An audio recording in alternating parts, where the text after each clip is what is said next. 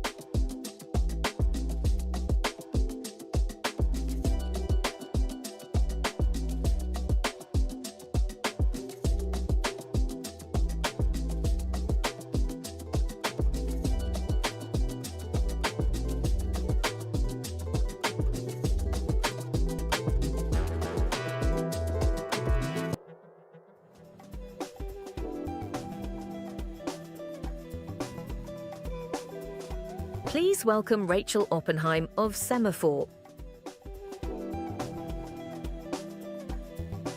Hello.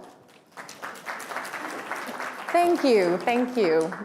Good afternoon. Thank you all so much for joining us at Semafor World Economy. I'm Rachel Oppenheim, Semafor's Chief Commercial Officer. I'm glad to have everyone back this afternoon. As many of you know, Semafor was launched 3.5 years ago with a purpose and a mission to provide fair-minded, transparent, global, and incredibly intelligent journalism, reporting, and content.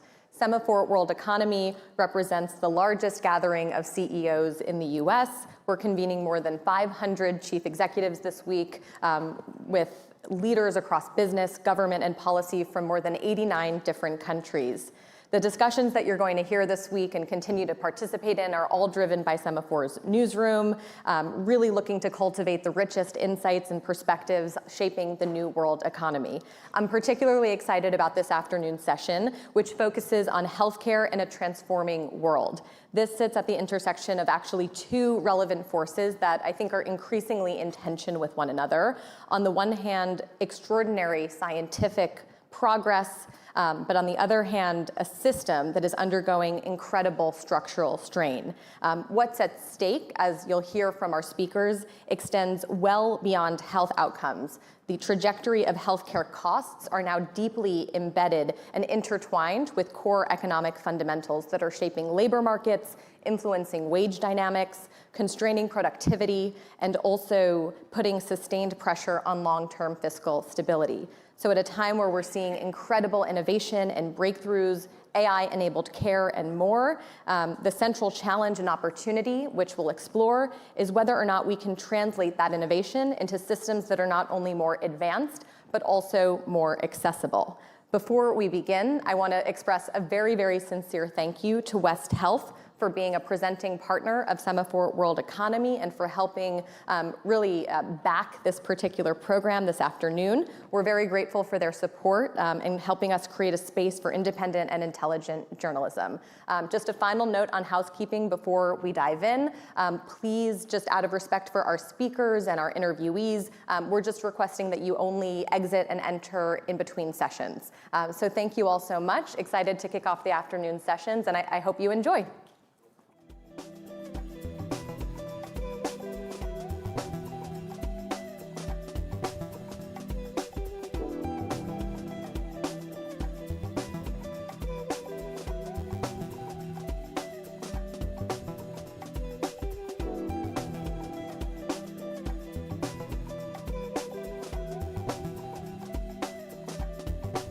Please welcome Daniel O'Day of Gilead Sciences and Alexis Akwagiram of Semafor.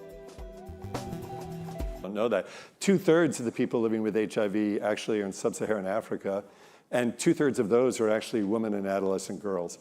This is an extraordinary global health need, and so our scientists have been working on treatments and preventive medicines for 20 years. In fact, lenacapavir, which was hailed last year in the scientific community when the results came out, was 17 years in the making, actually. But it's quite extraordinary because while we have daily pills that prevent HIV, the adherence, this is a medicine that is given just twice a year, and it was really nearly 100% effective at preventing HIV. So even before we saw those results, we anticipated those results, and it was extremely important for us to get it to the people that could use it most. In fact, we all know with infectious diseases, you can't prevent it anywhere if you don't prevent it everywhere.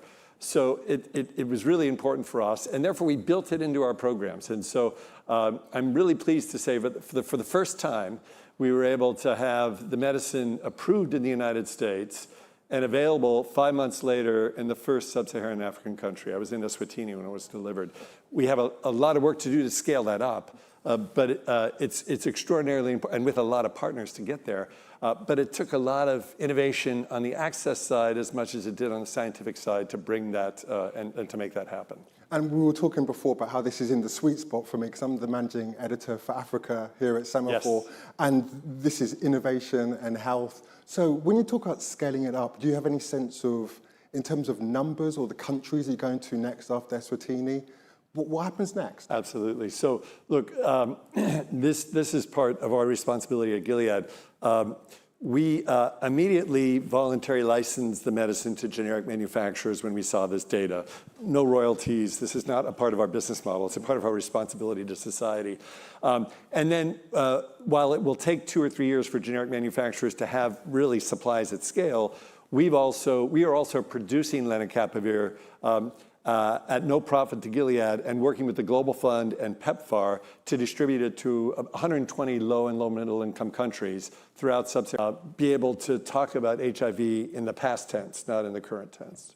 And I mean, understandably, because of the innovation here, Gilead is very much associated with HIV prevention.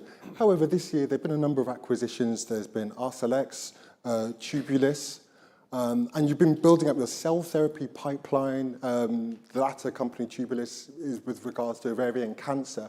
So what's driving the strategy here for you as a company in terms of this diversification? So when I came into Gilead about 7 years ago, it's an extraordinary company. They cured a disease in hepatitis C. They had amazing work in HIV. We wanted to take that science and apply it also to other therapeutic areas. So that's when we established our strategy around taking some of the same aspects of impacting the immune system and applying them to cancer and autoimmune disorders. Fast forward 7 years, we've got really the strongest pipeline in our history in all 3 of those areas.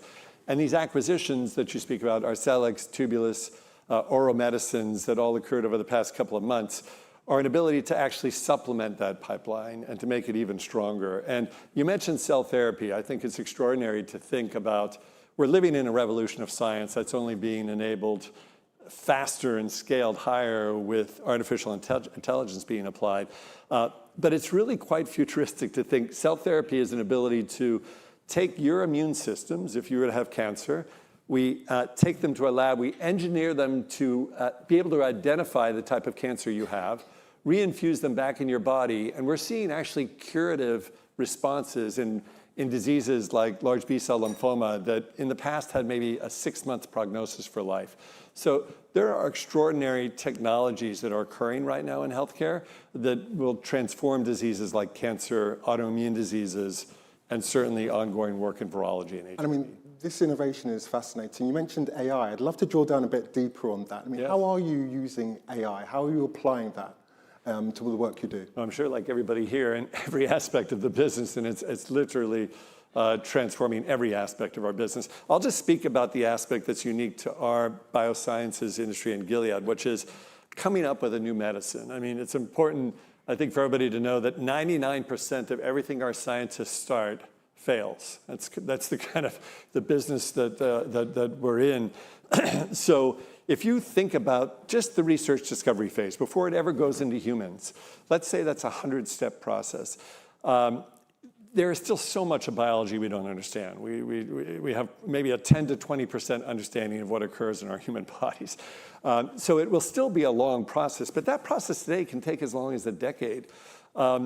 If applying AI to different steps in that process can significantly accelerate that. So we think that 10-year process can come down to 8 years to 6 years, and our understanding of biology will increase, so the scale and the opportunity that we have will increase as well. So it's not to be understated, I think, what it can do, but we also should understand the limitations of applying AI where the data is not yet understood. It will take longer than I think applying AI to other domains. I mean, this actually ties in with what we were talking about before then. In terms of acquisitions, do you have your eye on any AI companies, startups? I mean, what are you looking at? Because presumably that's something you would want to do more of. Well, right. But I think for us, we stay with our core business, which is discovering and developing medicines like lenacapavir, taking that 17 years that it took to develop lenacapavir and reducing that down. We're not an AI company, but what we will do is be a student of AI, incorporate it into every aspect of our business. I think acquisitions in our field will go more towards the science and then having collaborators for AI to embed that in our business. And then one thing that's really struck me about, just through talking to you, is your enthusiasm, your excitement about what you do. I mean, what are the big biotech trends that are capturing your imagination that you think that everyone here should be thinking about? Well, I am enthusiastic, and I've been doing this for a while, like many people in this. But I have to say, working with the colleagues at Gilead right now and being able, it's one thing to come up with a new medicine for a new disease, and that's extraordinary, and it's a privilege to be a part of that. It's another thing to come up with medicines that can actually eliminate diseases. We were the first company to come up with a medicine during COVID, remdesivir, which was used in the hospital setting, still used in the hospital setting because of decades of investment in emerging viruses, for instance. So, look, but even with all of that, I have to say that this opportunity to relegate HIV to the history books, I think intrinsically motivates everybody extraordinarily at Gilead. So there is so much going on, to your question, Alexis, across different platforms. I mean, we're using a combination of technologies to have an impact on cancer. I'll give you one example. There's a medicine we have called Trodelvy, which is different than a cell therapy, but it's a combination of a protein, a large molecule, and a small molecule as well. And I think the way to think about it is a guided missile that is directed only to cancer cells. So when you think about general chemotherapy in cancer, it's blind. It kills healthy cells and it kills disease cells. And what Trodelvy does is it has a protein that is only attracted to proteins that exist on cancer cells. And it has a payload, a chemotherapeutic payload that's released only when it touches the cancer cell. So you get this therapeutic effect that is so different. You're able to, preserve your healthy cells and have your cancer cells be killed. So that's yet another technology in addition to cell therapy that's arming your immune system. I can see these things being used together. And again, I do believe in many different types of cancers and in autoimmune diseases, which is another example of a disease that's the opposite. In cancer, your immune system kind of loses its ability to kill non-self in your body. In autoimmune diseases, your immune system is out of regulation. And so by manipulating the immune system either up or down, depending on your disease, we're going to have amazing opportunities for a lot of different diseases over the next decade and next 20 years than we have in the past 20 years. And you mentioned cancer. Any other specific diseases that you think are really going to be targeted with this level of innovation? Well, yes, I think all different types of cancers. I think autoimmune diseases, everything from lupus to atopic dermatitis to rheumatoid arthritis. I think, we've been living in a world in most of those diseases where, if you like, the current generation of molecules have reached their efficacy caps and people cycle through therapies and we never talk about cures. I think the ability of something called immune reset, if you could take your immune system back to when you were a baby, when it was able to identify all non-self in the body, you could essentially, eradicate a whole host of diseases. And that's what our scientists and many scientists, in the biopharma, biosector are working on.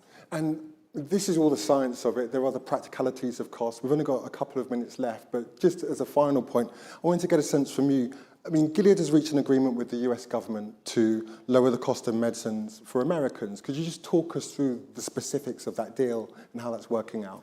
Absolutely. I mean, I think, America is absolutely one of the most productive and prolific biosciences, biomedicine countries in the world. We've got an ecosystem here that has problems, but also needs to be preserved. In other words, we've got science, we've got academic facilities, we've got capital that all come together to support this ecosystem that is the envy of the world, by the way. All of the countries in the world are looking and saying, how do we replicate this? As we approach some of the very serious issues we have in this country, such as what people are paying out of their pocket for medicines at the pharmacy counter, this is a real issue. Yeah. We've got to do it in a way that protects innovation, but also reduces the cost of medicines for patients in this country. And there are many, many participants that come together, not just the originators of the medicine.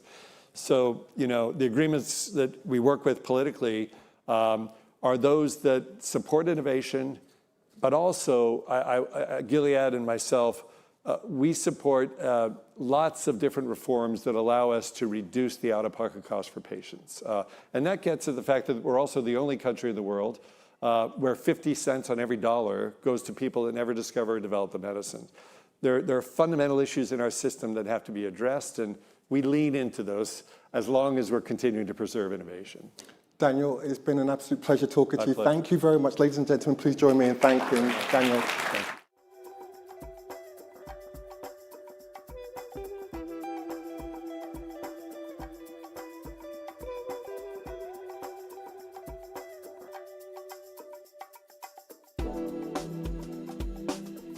Please welcome Acting United States Attorney General Todd Blanche of the United States Department of Justice and Semafor's Shelby Talcott.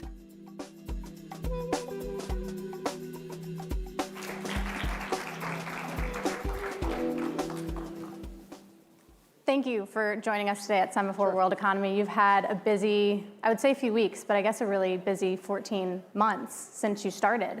I want to start with talking about fraud, which is something that the DOJ has really ramped up its focus on under your leadership. You recently launched the National Fraud Enforcement Division. It seems like it has a strong healthcare focus, and it also supports this executive order from the president that mentions Minnesota as well as 5 other blue or blue-leaning states.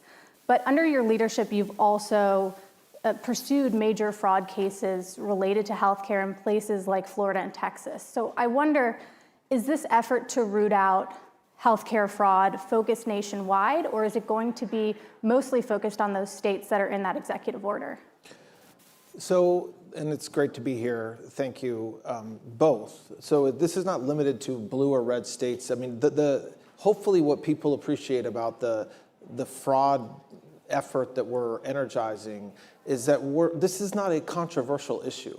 Like what we're doing is we're saying that there are people out there that are just stealing from the government. So the folks of this task force isn't necessarily going after a doctor who clicks that it was an operation on a service on a knee instead of an ankle because the Medicaid benefits are slightly higher. We're talking about this rampant fraud that's happening where, so for example, there was some arrests of the past few weeks where there's our hospice funds are going to individuals and there's no patients. So it's literally just pure theft. And so that's what we're focused on is we have these programs set up to take care of our most vulnerable, whether they're the folks that are sick or that need extra care, or elderly. And there's folks that have recognized a schism in our system that allows that money to be stolen. And so that's what we're focused on. But Minnesota has a big problem, California has a big problem, New York has a big problem, but so does Florida, so does Texas. So it's something that we're focused on across the country. And is the new fraud task force, I know right now a lot of the announcements have been related to healthcare. Is it also going to look at things like foreign aid dollars, military or otherwise? Do you expect to expand this fraud task force? Yes, it's not limited to just the healthcare sector, although that's one of the most obvious, I think, low-hanging fruit that we're going to be focused on. And by the way, in part, that's because this isn't the first time the DOJ has prosecuted fraud, right? I mean, every single U.S. Attorney's Office has sections that devote multiple prosecutors to fraud. And so that type of work has been going on and will continue, whether it's in the military space, whether it's in foreign aid, whether it's in healthcare. So it's really just a recognition that, and today's the perfect day to talk about it, that there's a lot of money that citizens give to this government, and it should be going to the intended purpose of the bill or the allocation.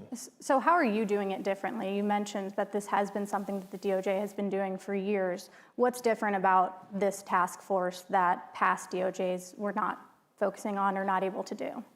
So we're really just focusing tons of resources and energy. And so it's not as if we're rewriting a script or writing a script for the first time. It's that we're taking we're standing up a new division. It's going to be staffed with hundreds of prosecutors that are going to be just focused on this and on combating fraud and stealing from the fisc and nothing else. And then using prosecutors around the country in our 94 U.S. Attorney's offices to help in that effort. And again, they're not saying for the first time, we're going to prosecute fraud. No, this is something that they've done, but we're just pushing new efforts on that.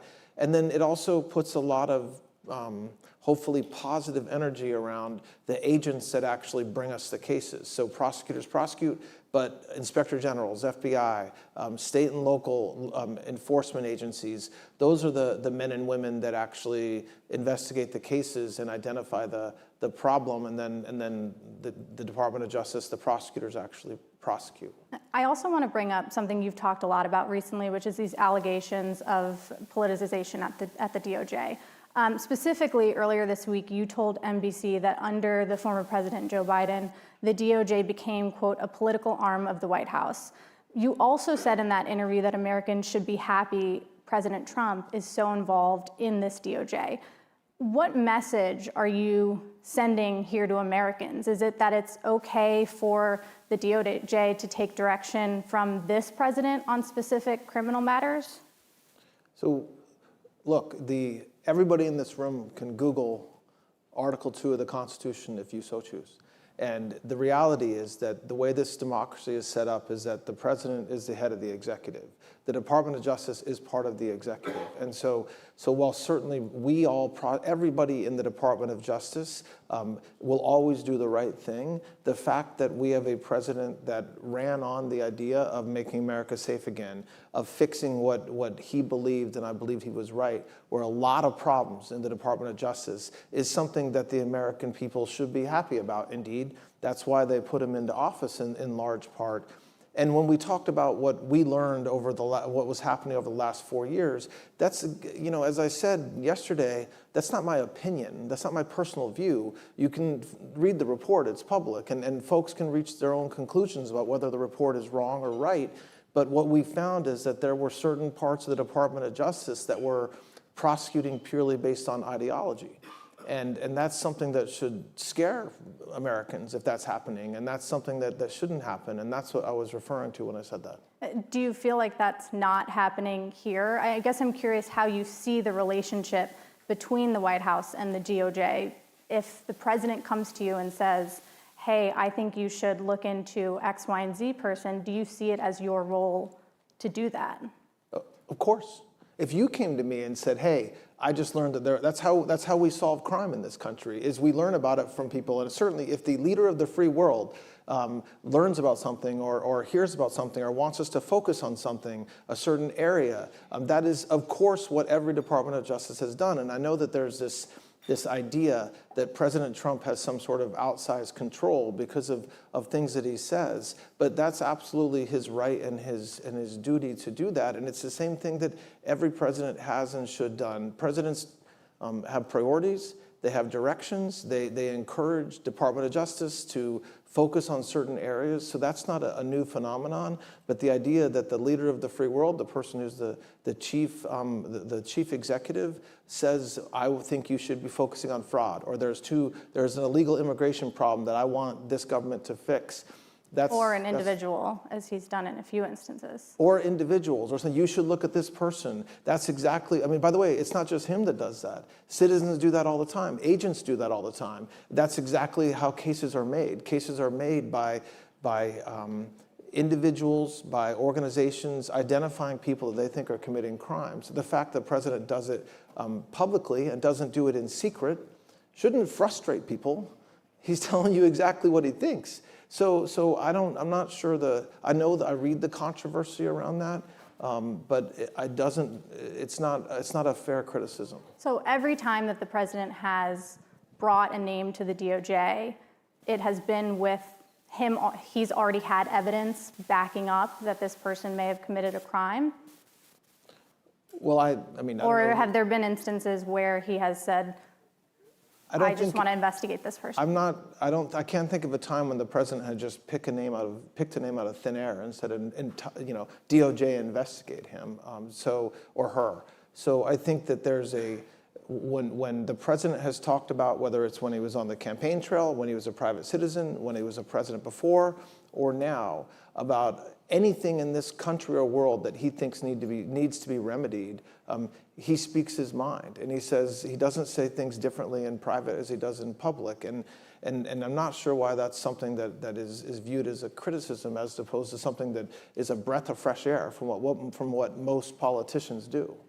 There's been some talk or some reporting about talks of mass pardons for those working for the president when he leaves office. I know you're not involved in the pardon process, but would you recommend that the DOJ prepare for a Democratic president who might investigate this administration?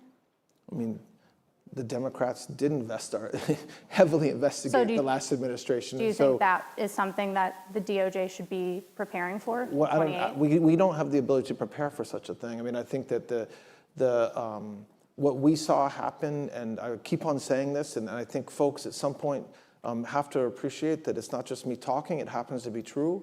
We had a Department of Justice that investigated virtually every single person involved in the executive in the last administration, members of the Secret Service, people that were just caretakers for the president. So the idea that we should be concerned or worried that a Democrat administration will do that again isn't a kind of a pie in the sky, I wonder if that'll happen idea. It already happened. And so, but listen, that doesn't affect what I think, what I do or what anybody in the Department of Justice does. We just have to try to do the right thing every day and hope that the American people see that that's what we're doing. I also want to touch on Jeffrey Epstein. It's been sort of a looming topic this whole administration that I think got brought back into the news last week when the First Lady issued a statement about it. She said that Congress should hold a public hearing with Epstein's victims. Would the DOJ support that victims hearing? Of course. Mm-hmm. The DOJ has said that from the beginning. So we have said repeatedly from day one that if there is any victim that wants to come forward and talk about what they know, whether it's something that happened by Mr. Epstein, who's dead, or another individual or individuals, that's what the FBI does. I mean, we arrested 1,700 defendants last year for abusing women in some way, shape, or form. That's the essence of what we do. And so whether that victim testifies in front of Congress, if asked, whether that victim comes to the FBI, we have never, ever, ever said that we would say, no, that's okay, we don't want to hear from you. And so Director Patel has said that repeatedly, Attorney General Bondi said that repeatedly, I've said that repeatedly, and so we have no issues with that, and of course, that's what we would want. So what would you say, I think there are victims out there who have seen some of your comments about this is all we have right now on the Epstein investigation. We've released all of the documents with the understanding that you're not saying that this is a closed case and you're never going to investigate it again, but you essentially have said that we should move past it. At the same time, you're saying if these victims have anything, they should take it to the FBI. What do you have to say to victims who might be concerned that those two comments are at odds with each other? I've never said we should move past it. I mean, if somebody has that, I'd love to see it. What I have said is that we have done a thorough investigation into the files that the FBI and the Department of Justice has. Does that mean that we have every single thing that Jeffrey Epstein did during his life? Obviously not. All it means is that we have this massive amount of information. Now the whole world has it. And some of that was redacted because the law requires it. But every single congressman, Republican or Democrat, can come in and see every single thing completely unredacted. If they see something, if they see a name, if they see an incident, if they see something that they think wasn't done, they can bring it to our attention, and we will always investigate it. So I have never said we're moving on. There's a lot of people in this country that correctly feel that we did not get closure with Jeffrey Epstein. Agreed. I couldn't agree with that more. He was investigated repeatedly by Florida state and locals, by Florida feds, by SDNY, by the FBI, by the NYPD, by law enforcement in Florida. And yet after all that, he was charged and then he died. So yes, there's some closure there that we never got. And I feel for that. I wish it had ended differently. It didn't, but yes, I mean, listen, everybody can look at the evidence that we have in the Epstein files. It's available. Your predecessor in November tapped U.S. Attorney Jay Clayton to investigate a number of prominent individuals' ties to Epstein. Is that still active? Are there any updates on that? I don't think that's what she did. She said that any investigations that were to come of the Epstein files or any victims that wanted to come forward to that Jay Clayton would be in charge of that. Has he done any investigations into some of these potential ties? Look, I don't know of any ongoing investigations, but again, victims can come forward, and many of them did. We met with victims advocacy groups between December and the end of January. My message to them in private is the same thing that I said in public, which is that please, any victims that have information, if you think that you have something that we can use, please come talk to the FBI.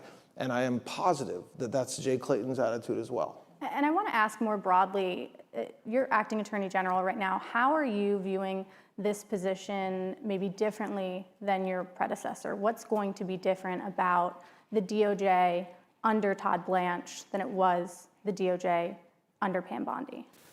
So, look, I'm not going to compare what's going to happen tomorrow to what happened when Attorney General Bondi was here. I was leading the Department of Justice with Attorney General Bondi since, for the past year and 14 months, just like she was. So it's not as if I'm coming here cold.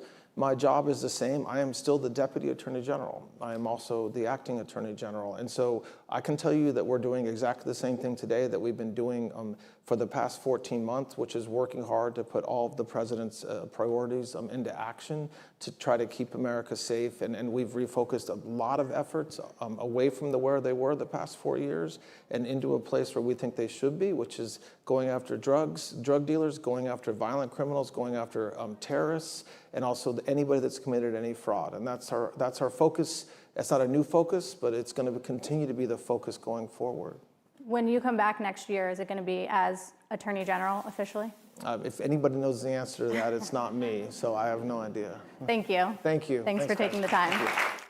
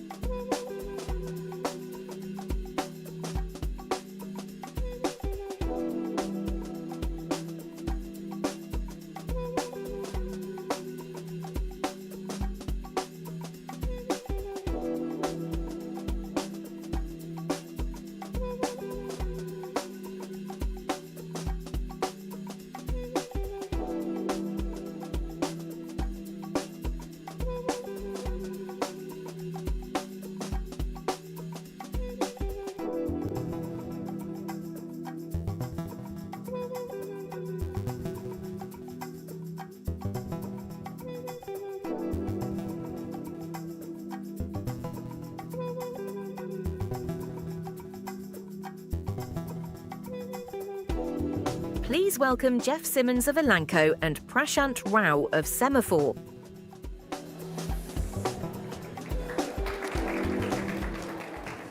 Jeff, thank you very much for the time. Great to be here.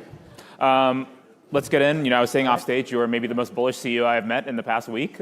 You were just super excited. But tell me, you have this really sort of excited vision for the future of protein in particular. I'm going to sort of press you on that. Sure. But I'll let you make the case first, and then I'm a bit skeptical, but go on.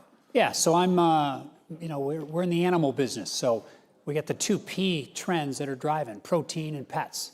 The humanization of pets is growing. It's 8 out of 10 homes here in America have pets, but the willingness, the expectation of care and the willingness to spend just continues to climb on pets.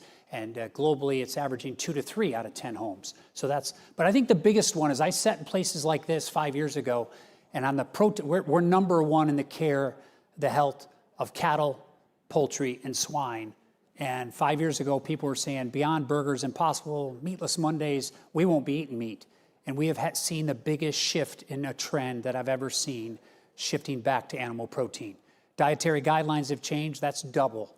Today, if you survey anyone, 60% of people are saying, I'm going to increase my protein, and I bet this room would agree with that. And then the real challenge is taste, cost, and nutrition.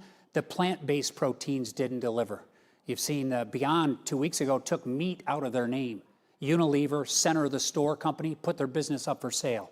People want health and wellness like never before. And it's Gen Zs. They want 62% of Gen Zs want more. And baby boomers. Muscle retention is the new disease. 1 out of 5 people on a GLP, 30 to 50% more proteins being consumed. Only 20 million are using it. They're going to be 1 billion out of the 8 billion using GLPs. And the chicken companies, the pork, and the cattle companies are going to win in that. So I guess a lot of those trends do seem pretty durable, but I guess the one I'm most skeptical of is the climate one, because I'll tell you, I was telling you off stage, if we were to look back in 20 years from now, our kids who are 5 or 6, looking back at what is it we do today that is perhaps most anachronistic in a world of, climate change, increasing energy transition awareness, all this kind of thing. Eating meat is a huge contributor to carbon emissions. And, the 5-year-old of today, when they're 25, might look back and say, I cannot believe you ate that much meat. Right. So I would just say, if you look at Gen Zs and you talk to the Nestles and the Danons, which we have a major partnership with right now, we just launched a product 2 years ago. Only 2 environmentally claimed products out of the FDA came with us, one in beef cattle and now one in dairy. And the dairy one actually stops cows from burping about 50%. We got a methane, not a carbon challenge. I see, and I can tell you, I could take you to a farm in Kansas right now with 10,000 dairy cows that will be climate neutral by the end of the decade. They're capturing their emissions. They're measuring those. Nestle's actually on an inset basis, and other companies are actually paying up to $20 per cow for the reduction of, Elanco's put analytics in the farm to actually reduce it. And it's everything from manure capture to reducing enteric, burping and other things coming out of the cow. So everyone's got a clear mind and focus on a climate neutral farm for your daughter matters a lot. 2 things matter in Gen Z when they eat meat, or they say they won't until, is one is the welfare of that animal. Take care of that animal. There's a reason why layer chickens, eggs, and dairy cows, because process those, are actually booming a little faster. And then the second is making sure that it's climate neutral. And I think those things can be a reality in the next 10 years. That's part of the animal health solution we're in the middle of.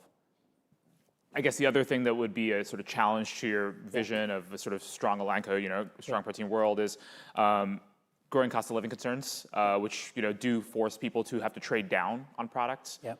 In a lot of the developing countries where you operate, meat is expensive, a huge portion of their national income, and then also worsening demographics, right? Just the populations in sort of key countries, Western Europe, China, Japan, even here, either population growth is slowing or in places like Japan, actually actively declining. I mean, this is a smaller market. Right. So I think there's never been a stronger, and I'm sure you hear it from a lot of the pharmaceutical and animal health, all the different CEOs, the fine line of innovation has never been greater. As I look forward, what concerns me is we've been in a supply side, not a demand side economy for too long. Most of the growth is coming from either price growth or AI growth, and so even globally, that's a concern. Population, 70% of the planet's not repopulating to the level it needs to, and we got an aging population that doesn't have retirement. So as you look ahead, you have to innovate to drive volume. When I look at a company, is the volume growing or is it price growing? and you have to be relevant. So whether it's solving climate neutral farm issues or being able to get into a dollar store for a parasiticide for $8 for a low income family, you've got to bring innovation that people are willing to spend for that's relevant to their needs. That's why I like the pet boom and the protein boom. But I serve protein farmers that have single digit margins. You have to innovate really, really well. And you have to deliver it to them in a supply chain that is very, very sustainable as well. And this is takes us nicely to one of the big kind of topics of this week is kind of resilience, supply chains, this kind of new world of volatility, right? We're dealing with a Strait of Hormuz that is shut. We're dealing with, the president is going to China next week. And, this time last year, we were thinking entirely about trade and tariffs. How much in the past year, the past 5 years since COVID, what have you been doing on your supply chain to sort of really get prepared for this kind of new world? Yeah, it did westernize some. Coming out of COVID, I think there was a lot of active ingredients in our pharmaceutical and animal health industry that we're in. And I think it's in Asia for Asia. And I think Europe, US, and Latin America, I think, has become a market. You see that quite often. And I think the unknowns around tariffs, it's important to get more, known facts around that. I think that's really important. But look, I think in the end, it's all about economics. So when we look at where do we produce, I was in a plant Monday in Western Indiana that we moved a lot over here because we just thought it's more economical. But tech transfers take time. So it's got to be practical, it's got to be economical, and we still are going to have trade. That's going to be absolutely critical. And then look, over on my farmer side, and for our customers, we learned with COVID on supply chains, let's not chase crazy trends. I always use the no antibiotic ever in beef. Sounds good. Consumers never asked for it, but we tried to market for a niche. Be really careful, because you'd be better to take some cattle out that are sick to raise a cow for 4 years with no antibiotic ever. When it gets sick, makes, it fragments a supply chain in a very bad way, versus put it in the hospital, cure it, bring it back with no residues. That's better. So I think it's got to be practical, it's got to be economical, and I do think the westernization of supply chains was probably a good thing, but I don't see it doing any more than it has. And you talked about Asia for Asia. China, I think you said, is top 3 market for you? It is. And you think it's going to rise up even further? It's going to accelerate, grow faster than the other markets? Is that reasonable? I think it'll continue. China's definitely slowed as a whole, but when you look at the ASEAN area, we continue to see really good growth in the Vietnams, in the Malaysias, and others. India continues to grow really, really nicely. So, and in those markets like ASEAN and China, are you seeing more growth on the sort of protein consumption side or the animal kind of side? Both. Okay. And I think that's why we see a $40 billion industry in animal health nicely growing to 60 to 80 billion by, into the next decade. We've grown 30 years in a row, but we're seeing the most accelerated growth we've seen because of nobody predicted the protein trend that we're experiencing right now, and then the humanization of pets. As long as you innovate, if you don't innovate, I think we're in an innovator's dilemma like never before. Really determining what people will spend money for. You can't win with price. You got to win with volume. The only way you win with volume and innovation is you have to have differentiation. We just launched 6 blockbusters. One of the top stocks last year on Wall Street. Why?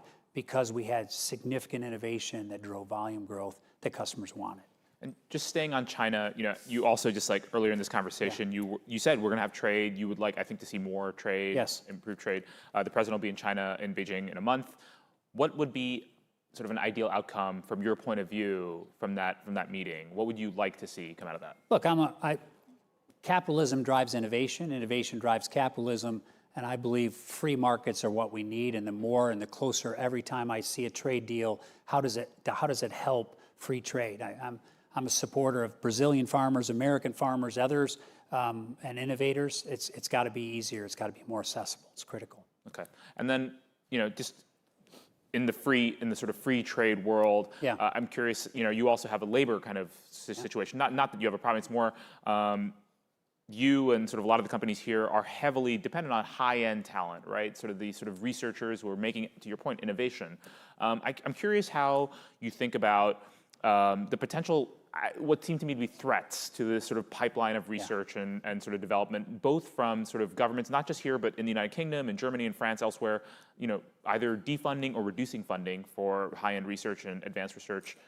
And then start with that, and I've got an answer. Go. So look, I think here in the state of Indiana, where I am, we've actually took 3 of the top leaders. Eli Lilly, #1 human pharmaceutical. Us, #1 one of the leading animal, and in Corteva, one of the lead plant. And we actually combined IU, Indiana University, and Purdue, and the 5 of us have created a One Health corridor. Indiana's announced $1 billion investment. Like a physical place. Yeah. So I think the Kendall Squares, the San Diegos, the Londons, I do think they are an attractor to talent. Bring capabilities together. One of the big things the Indiana's doing in the Lilly Endowment is attract chemists. We need more chemists. And so our goal is to attract as many chemists as we can to the state of Indiana and keep them there to do research. So I do think these centers and these districts matter. I think that's one. And then inside the company, as we talked, you've got to differentiate yourself. You've got to be able to draw talent, to say, hey, I say in animal health, you can do what maybe in human pharmaceutical it would take 7 to 10 people. We can grow people faster, give them more responsibility. And actually, we're in 20 species of animals, not just one species. Those are differentiators that allow talent to say, come over here, I can grow you faster in your first 7 years of your career than ever. And using high school organizations, getting back, we use FFA, Future Farmers of America, to get high school kids, help them through college, and we've got them locked in when we come. I mean, let's stay on the talent point, though. Here, I'll give you the example. I live in London. Now, if you're applying for, I think, certain categories of master and PhD programs in the United Kingdom, you are dissuaded or actively blocked from bringing your family on those courses, which to me sounds like a way to dissuade high-end talent from coming. And it feels like the trends in the U.S., France, Germany, the U.K., parts of Europe, elsewhere, is to say we want the high-end talent. But when it comes to visa policies, attracting, creating that STEM pipeline, it feels like there's a lot of blockages. Yeah, that's got to change, and I think it will change. I don't think that's something that's on our radar as a top 5 issue or anything relative to talent. I think the most important thing is inside the walls of your company. We just built a brand new headquarters and opened it a few months ago. I mean, you have to, make it a destination, not an obligation. Make your culture a real differentiator. And in STEM, that really, really can be a game that if you can win, people will come and people will stay. Our turnovers, in the 7 to 8% range, and application rates we watch as lead indicators are very, very high, and we can globalize talent. And so you're pretty confident, actually, that the main challenges will not be those. I mean, then what will the main challenges be for you? You've put forward this really positive vision, but you must be scenario planning for what are the kind of the potholes that are ahead. Yeah, I think there's no question that the biggest one to me is as you look forward, I think we all would say, when you have population not growing, when you have supply, not volume, we don't have as much demand out there. We have an aging population that doesn't have a sustainable pension. On IU Health's health board, largest academic hospital and largest one in Indiana, the healthcare system is challenged. I think these are problems without sustainable solutions. So to me, when I look at a world like that going forward, we have to innovate really, really well. I happen to be in a couple sectors that are really, really demanding innovation. But if you're wrong on innovation, look at the other side. There's 2 GLP innovators. One's winning, and one didn't win at all because the value proposition wasn't sustainable and strong enough. So to me, it's going to be a challenging environment the next 10 years. You have to innovate in a way that is so relevant to society's greatest needs, but there's probably more of a binary response if you don't get it right. It's a great note to end on. Thank you so much. Yep, thank you.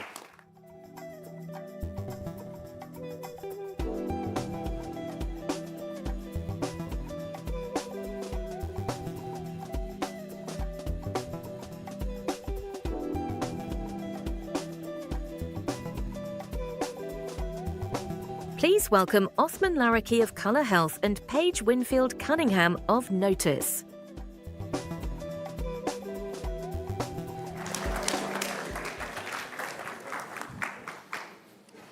Well, Othman, great to be here with you. Let's start off, so cancer. Let's talk about cancer care. I know your company is closely involved, and you've written and spoken a lot about how cancer care has changed significantly in terms of who's getting it, how long people are living with it. Can you talk a little bit about that? Sounds great, yeah. And also just for context for people who don't know about Colour, so Colour Health's been around for about 13 years in the cancer space, and we built the world's first virtual cancer clinic. Today we have about 1 million people who have access to the program, and we're roughly about tripling it through this year. And we serve people from screening and prevention through treatment all the way to survivorship. And Paige, even to your question, I think the cancer space is changing very rapidly right now. And we look at it primarily through the lens of both patients and the payers, like employers and pensions, unions, and so on. And I think one of the big arcs that's been happening now for a while, but it's really starting to hit home now much more than it had before, is this thing that we call the triple wave, which is three big effects that are completely changing, I think, the nature of how we think about cancer in the United States, which is first that cancer is getting younger. So for about 30 years, there's been almost like an 80% increase in cancers that are among younger populations. And initially that was thought as being something that was more like, oh, we're doing a lot more screening, so we're catching cancers earlier and so on. But it turns out that that is actually a real effect, that people are getting earlier diagnoses. There are a lot of hypotheses for why, but we don't really know, there's no kind of truly conclusive answer yet, but the effect is very real. The second big effect is that treatments have been evolving a lot. So treatments have gotten much more complicated, much more effective, and much more expensive. And so when you think about treating a single cancer case, the raw dollar amounts for that cancer case is also larger. And the third effect is that people are living post-cancer much longer now. Like there are many more cancer survivors in society, and especially in the workforce today, than ever before. And so one of the big effects of that now is really starting to happen is that cancer used to be a disease of the elderly, used to be mostly in the hands of government payers and post-retirement. But now the kind of both cost burden and social burden and opportunity in our eyes of cancer is actually in the workforce. And American workers are very key to the evolution of the cancer space, like how people are treated, how they're surviving, and then also how you manage survivors. Roughly there's about 5x as many cancer survivors as cancer patients in an average American workforce today. And that's a very big effect that even in the lifetime of color, I remember when we would talk with major employers 10 years ago, it would be very rare that we would meet a cancer survivor among our customers. Whereas today, it is almost like an exception that there's not a cancer survivor in the room with us. And that's again, just one of those really big effects where even for employers, how do you, when someone gets cancer, it used to be like, okay, they're now out of the workforce most likely, whereas now it's like, it is actually the expectation is that for them and for the employers that they're going to come back, and how do you reintegrate them? How do you support them and ensure that they get the right healthcare and services that they need to be able to be productive and have a full life? Right. Well, and of course, screenings are a huge part of this. I know you've talked a lot about how moving from a late stage to early stage diagnosis saves 30% in cancer costs and years of productive life. But it's obviously, I know you're working through employer plans, and it's hard to change behavior. Can you kind of walk us through, how do you do that with people? Yeah, I mean, one way, separate it is like, when people have an acute event, whether it's a cancer diagnosis or you break a leg, you're going to go to get care, right? Like at that point, people seek care and go get care one way or the other. For things that are preventive and that are, those are, if you don't get your colonoscopy this year or this next month or your mammogram and so on, it doesn't feel like anything bad happens. And so those are things that are very easy to kick the can down the road. And the side effect of that is that those are very subject to almost like consumer discretionary, choices in some sense. Like if you, add a bit of friction, if it takes a month longer to schedule, if you have a little bit more money out of pocket, et cetera, like each one of those little bits of friction causes a lot of loss in, the people who take advantage of those services at the time where they can make a big difference for them. And so in the work that we do, we increase screening rates or adherence to guidelines by about 80%. And whenever we're working with employers, they're always wondering, what's the magic behind it? And in reality, it's actually just a lot of blocking and tackling to remove every little bit of friction. I'll give maybe TMI example, but when I turned 45 a few years ago, I got a message from the color service that's like, happy birthday. Now you get to get a colonoscopy. Here are two, locations close to where you live that are in your plan.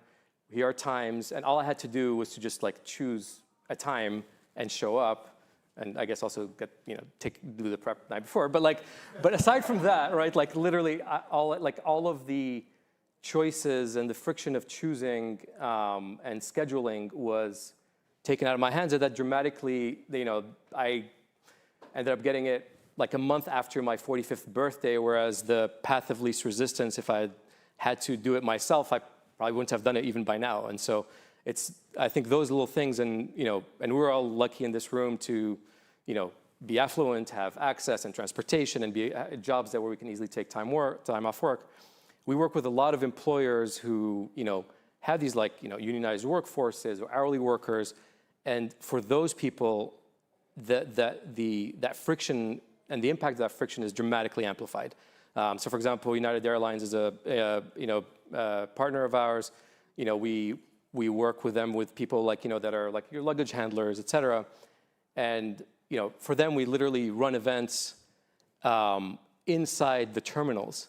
And that's the best way to get the luggage handler who never got a PSA test or et cetera to show up, is they get intercepted or they are able to as they're walking through, either pick up a kid or get scheduled or ask questions and so on. And so doing all those things that remove friction or show up online, those are the things that, have the biggest effect, I think, on doing those things that were, it's very similar to all the chronic disease management stories, right? It's all the kind of friction is the biggest, source of impedance. I know you've done a lot in the AI space as well. I think most recently you've deployed an assistant with Google Cloud that automates breast cancer screening. Can you walk us through how that works, and then what happens when AI can't handle something? Yeah. So the way we've approached kind of the AI work, and I'm actually an engineer by background. Our team is we're very, in some ways we're almost more of actually there are more people who write software at Color than who do anything else. But the way we work with AI is we almost think of it as in two big buckets in terms of how the rubber meets the road for patients. One is kind of around access and kind of reduction of friction. And so that's the example with that. We have a national program with Google. There's something we do philanthropically, where we have an agent where any woman in the US who meets guidelines for mammograms, she can literally show up to this website, talk to our agent, it asks her all the right questions, and then it gives a packet of information to our clinical team that then gets her scheduled and also does the follow-ups in case of findings. And on that side, it's really about using these tools to remove friction for people. And again, it's people always have, a bunch of very long tail of questions. It's does it hurt? Or, what should I eat something different or whatever? There's all these questions that it allows people to have an interface for them that is where they're not feeling the scarcity of clinical access and of expertise. So that's kind of one end. So we make a lot of use on that side, even for cancer patients. Every single cancer patient gets a very deep and customized and constantly updated resource to explain to them what's going on with their treatments and their side effects and so on. So it's it's really about the consumer and patient experience. There's the whole other end of the spectrum that is equally impactful, which is, in healthcare and areas like cancer, there's this huge breadth of expertise. The depth and nuance of cancer treatments by now is so complex. For example, NCCN's guidelines for just breast cancer is a 250-page document with graphs and tables and et cetera that for you to get access to the expert who understands that entire thing is, if you're going to UCSF or MSK or et cetera, is pretty good. But if you're the other 99% of Americans, you're not going to get someone who understands that entire thing. And what we do is we built a lot of AI infrastructure to make expertise commoditized. And so we, for example, run a kind of a full multidisciplinary tumor board and patient review for every single cancer case through their entire treatment, on an ongoing basis, whereas an average American cancer patient, like it's about 1% of cancer cases that get like a multidisciplinary tumor board review. And that's allowed us to catch a lot of cases of people getting the wrong diagnosis, not getting the right biomarkers, or biomarkers being misinterpreted and so on. And it's because that expertise is so deeply scarce. And I think one of the biggest promises of AI is like, it allows that kind of like very deep level of expertise to be truly commoditized. There are always doctors involved, but the leverage that we get on our oncologists at Color is like every oncologist is able to serve 1,000 times as many patients by getting that leverage. And so I think it's those kind of like two ends of the spectrum that, you know, we're really excited about. And like everyone else, I'm sure that we have no idea what's going to be happening in the next year, and even less, you know, further. But like I think it's a really exciting time in the space. Yeah, I want to go back to something you said at the beginning about the fact that there are far more cancer survivors right now than active cancer patients. And it just seems like our system is so organized still around acute treatment versus being built for survivorship. And I'm just wondering, like, what kind of shifts do we need to be making there to move that system away? Yeah, honestly, it's a huge problem because, like, you know, when you take a step back, right? Like, cancer is 15 to 20 maybe % of total healthcare costs, and it's like it's you know, multiple percentage points of US GDP. Like about 30% of Fortune 100 companies spend more than 1% of their EBITDA just on cancer for their employees. So it's like, you know, like this huge kind of, but most of the cost and money today in cancer is in that, you know, really acute kind of treatment phase, right? Like, you know, most cancer centers make money giving infusions, surgeries, and high-cost imaging. And that's, the attention goes where the money is, right? And I think now what's happening is with that time shift in horizon, like, and I do think that's where employers have a very important role because they have a much longer time horizon around the person's health. Like, people are employed for multiple years, and also they have kind of a double bottom line around your health. And so I think that's what's actually now really starting to have a more holistic view of, you know, how do we address this entire kind of area as opposed to pretending that cancer starts and ends, you know, when you get diagnosed and when you're done getting your infusions, right? Like, because the reality is that like 90% of the agency is outside of that. And so that's kind of, I think, where I think there's a lot of opportunity for, you know, huge impact and also, frankly, just a lot of savings as well. And I know you work through the employer system, which makes sense because more than half of Americans have their coverage through employers. But there's always that problem of you're going to leave your employer at some point. So I'm wondering if your model has a ceiling here. I mean, we're still dealing with people in and out. Yeah, you know, it is a challenge. Something that we do right now just is that when people are in the program, if they're like a cancer patient, even if they change jobs, we'll just like we just cover them ourselves. But I do think like that's increasingly, I think, going to be a challenge, especially when you think about survivorship and that longer time horizon for continuity of services. On the flip side, with something like Color, is because one of the things that we're providing to people is because we're not, you know, either in network or out of network, we're able to keep working with people on a longitudinal basis. I think that challenge mainly happens when you switch plans and you're like, oh, you know, sorry, like, you know, your doctor's now out of network. So that affects us a bit less, but I know it's a big problem for, especially on the kind of treating oncologist side for patients today. So. Well, we're unfortunately out of time, but it's been a great discussion. Thank you so much, Othman Laraki, for joining us today. Thank you. It's been a pleasure.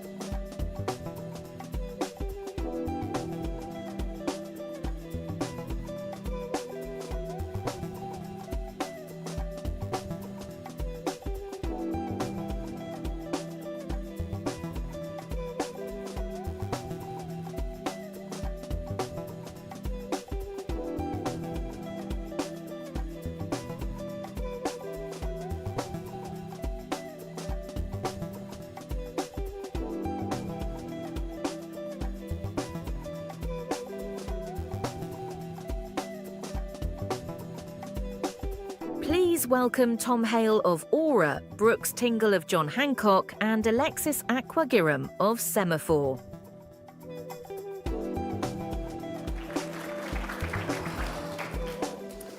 Well, good afternoon, and thank you both for joining us. I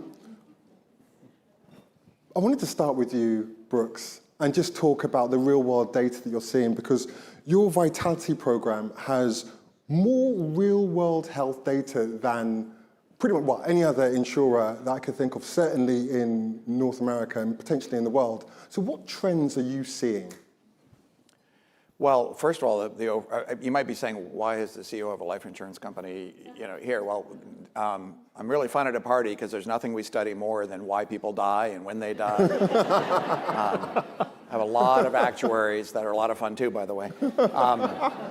But no, we do for two reasons. We see all the longitudinal data, of course, on trends in mortality, but also we, 11 years ago, started engaging our programs through wearable devices and otherwise to try to provide them with incentives and rewards for living a longer, healthier, better life. So we get all this ongoing stream of data. And I guess I would say the most striking theme for me is the information age of personal health data. I mean, I see macro trends. I can talk about causes of death if you want, between cardiac and cancer and so forth.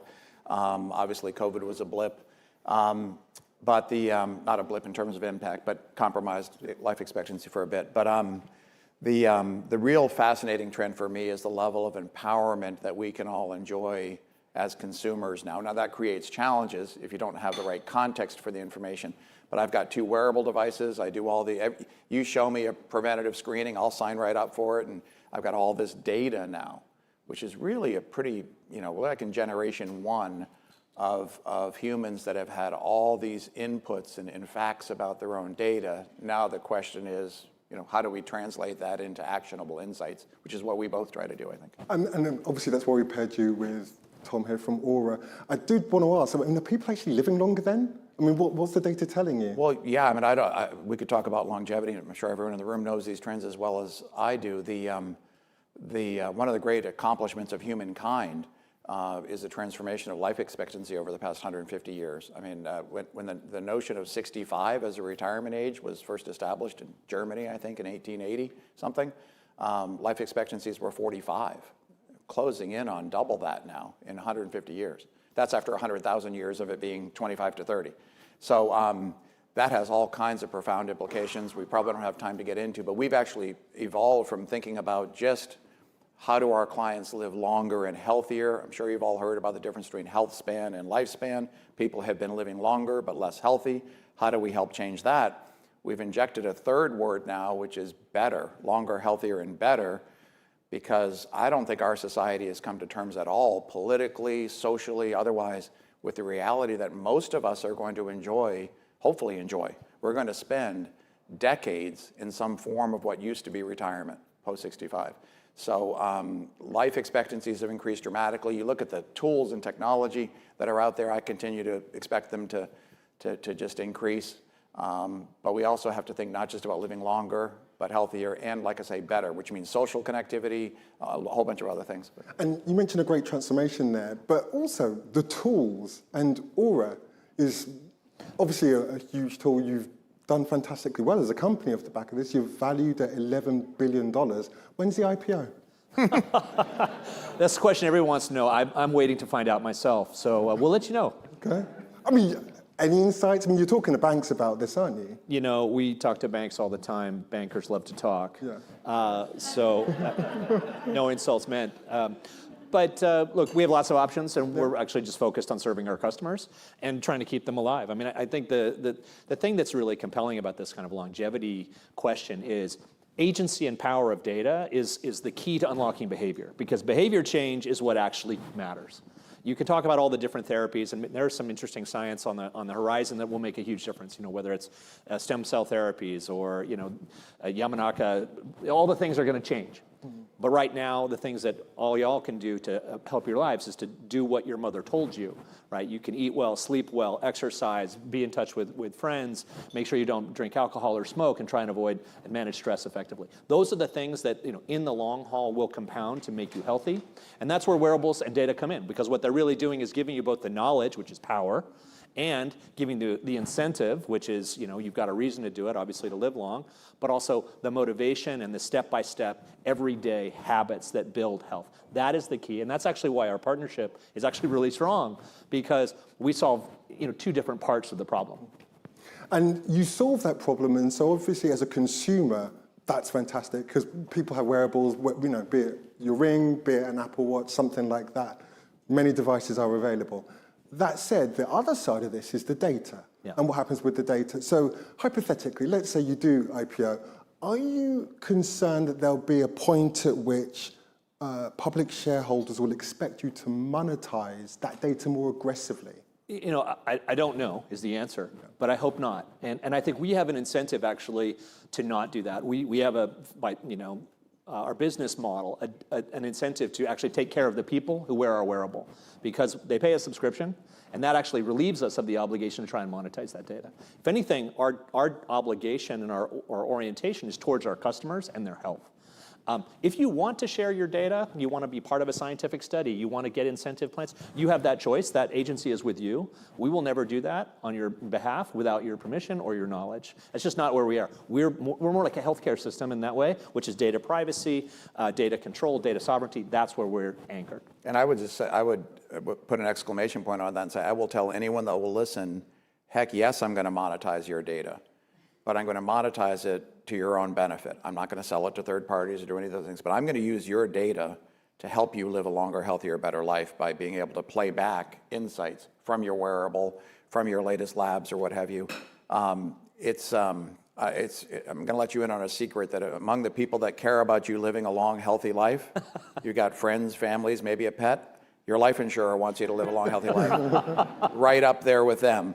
There's $22 trillion of life insurance in force on Americans right now. That's be the largest GDP of any country other than the US. So the life insurance industry is hugely motivated. So we can use that data to provide informed, and then with AI coming, we may or may not talk about AI, but the ability to provide hyper-personalization and nudges around the things that people can and arguably should do to live a longer, healthier life. So yes, I'm going to monetize it, but I'm going to monetize it by having our customers live longer, which, by the way, we're well aligned on that, right? I think most of you want to live a longer, healthier life, and I want you to too. Brooks, can you tell us a bit more about that hyper-personalization that you just mentioned? So for example, with your scheme, you already have a situation where you incentivize, it's like a rewards system, isn't it? It's like, amassing air miles, that kind of thing. So you incentivize types of behavior. What other kind of innovations are you looking to roll out? What are you doing in terms of nudging people? Sure. Well, the personalization, you could all think of the obvious ways one would personalize here. We all in this room have a slightly, in some cases, substantially different path to a longer, healthier, better life. Some of you may be living with a chronic condition. Some of you may have inherited something. Some of you, whatever. My number one barrier to a longer, healthier life is poor sleep. And when we think about, right now our program provides points for an array of healthy things. You get a certain number of steps, you get points. You buy healthy foods at the grocery store, you earn points. And we're connected to all these things. You go for a colonoscopy or a mammogram, you get points. But right now, unless you're a person living with diabetes where it's customized, or over 80 where it's customized, we're all going to get the same number of points for the same things. And what our program needs to be doing is saying, Brooks, it looks like your biggest problem is a lack of sleep. And right now, the program offers me, 5 points for getting a sleep score of 85, thanks to Tom. You might as well offer me 5 points for summiting K2 without oxygen, right? Like I'm not gonna get that right now. So what my program needs to do is use this data and say, okay, Brooks, it looks like this is your biggest challenge. Here's some tips in education, which the Ring provides me as well, by the way. You get that to 70 in the next 3 months, and I'm going to give you 500 points. I'm going to give you a gift card to Amazon, whatever it might be. So, and someone else who's dealing, someone else maybe used to be more physically active, they're less. How do we tailor a set of incentives around that? I can take it to the absurd level. We offer healthy food recipes to all of our customers. If we know that you only ever buy squash and zucchini at the grocery store, why are we serving you a healthy food recipe for corn and lima beans or whatever? It's sort of absurd, but we talk about hyper-personalization right down to recipes. Physical activity. Tom gets his physical activity by rowing. I get it by walking. Why am I sending him things on 5Ks if I know he likes to row? So sorry to go on so long, but No, it's okay. Limitless examples of personal, and far more sophisticated than that, by the way, down to what screenings you might want to take and so forth. I mean, I think this is where AI really comes in. Yeah. Right? AI has this sort of property of being able to really kind of understand somebody, their context, to kind of meet them where they are, and actually weirdly provide some kind of like level of accountability and support. And we see this in our data. When people use our AI and they're asking questions, it actually, they feel like they have a relationship with someone who cares. Like we literally ask people and say, why is it that you use the AI? And they say, well, because it's infinitely patient, it's infinitely empathic, and it knows everything about me and will talk to me about anything I want. And the thing is, like, you think about the properties of the best coach who actually changed your life or changed the direction of your life, those are the properties, they're the same properties. And that's bending the curve of behavior is the hardest part of this whole equation. It's the hardest thing to do is to get someone to change their behavior. And the way doctors do it is they say, yeah, you're going to die soon if you don't. And the thing is, if you're having that conversation with your doctor, it's too late. You have to actually both be preventative, meaning change behavior before it's like urgent, before you have an emergency, and have to be predictive. You have to say, this is where you're headed, and maybe if you don't get off this course, it's not going to go well for you, so you have to get off that course. And that's where we excel, actually. Aura's really, its power is prevention, change of behavior, and prediction. And information, like I'm sorry, but I have it's not a new theory, but what do they say? What is not measured doesn't change or something? Right. And even if you've got the best concierge doc in the world, you're not interacting with your doctor all that much. I interact with this darn thing every morning when it holds me accountable on a sleep score, and it absolutely changes your behavior. Engagement matters. And in terms of engagement, do you have any new products coming out, any new innovations, anything that you want to announce rolling out? You're trying to stick it to me today. Good Lord. I've got a habit of asking questions. I think... See, when you're a 164-year-old company, you don't get those kinds of interests. And I'm 97, so I know I look a lot younger, so I'm smarter than that. We have lots of interesting things coming out, but stay tuned. It should be some interesting months ahead. You're welcome to share any. I would love to. I will tell you something. I think the one thing we're really excited about right now is blood pressure. And blood pressure is it's the last of the vitals that we don't support today. We have all the vitals except for blood pressure. And it turns out hypertension is the silent killer. It kills people all the time. And most people don't know they have it. And the thing is, you can actually intervene early and make a huge difference in the course of hypertension, both behaviorally and with pharmaceuticals. And it's the kind of thing that, if you can help people who are not typically patterned for hypertension, and you help them understand that, you can get them on a healthy path really easily. And then, say on the subject of blood pressure and hypertension, or just more broadly, what are the challenges of integrating wearables into traditional healthcare systems? The biggest challenge, of course, is that the healthcare system is geared around being for sick care. And I think orienting a healthcare system around prevention means you almost need a category definition of what healthy is, and we have rewards and incentives around what healthy is, but the healthcare system, actually all the incentives are geared around sickness and how do you treat that. So it is a structural problem, and interestingly, there's a thesis that the most important payer in the healthcare system might ultimately end up being the consumer. And the reason for that is that the consumer is actually the end customer and the person who is most motivated, the party that is most motivated to have a positive outcome. There's all sorts of perverse incentives in healthcare. But if you're an individual who wants a healthy life, you are the one who is most willing, actually, to pay. And that's going to be, I think, that development has been happening. It's been playing out over time. I think it's just going to continue to accelerate. I see a really, sorry, I just want to build on that because I see a very similar challenge, but the typical doctor you say doesn't know what to do with the data from an Oura Ring or an Apple Watch. Like I said, I never met a screening that I don't like. I in the past 6 months, I did the Clear Cardio test, the Pernuvo test, the Gallery test, multi-cancer early detection, and now I've got all this data. And I love my doctor. My doctor's been my doctor for ages. He's wonderful. But I've been telling him about some of these things.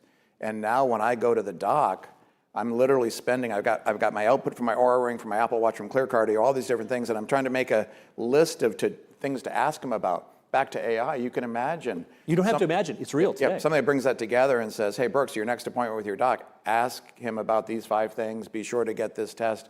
So we're sort of in this gap between all this cool stuff has come out, but the mainstream medical system, I think, is still sort of, what am I treating you for, rather than how do I? But doesn't that create problems for the doctor as well, when you've got a doctor in your pocket that's telling you one thing, and maybe making suggestions that maybe run counter to what the physical doctor's saying? So this is really interesting because clinical AI is about to become a thing. And the sort of aggressive view on this is that in the next 2 years, every one of us is going to pick what our clinical AI is. And I think what we're seeing is clinical AI is most useful and most trusted when it's actually introduced by a doctor.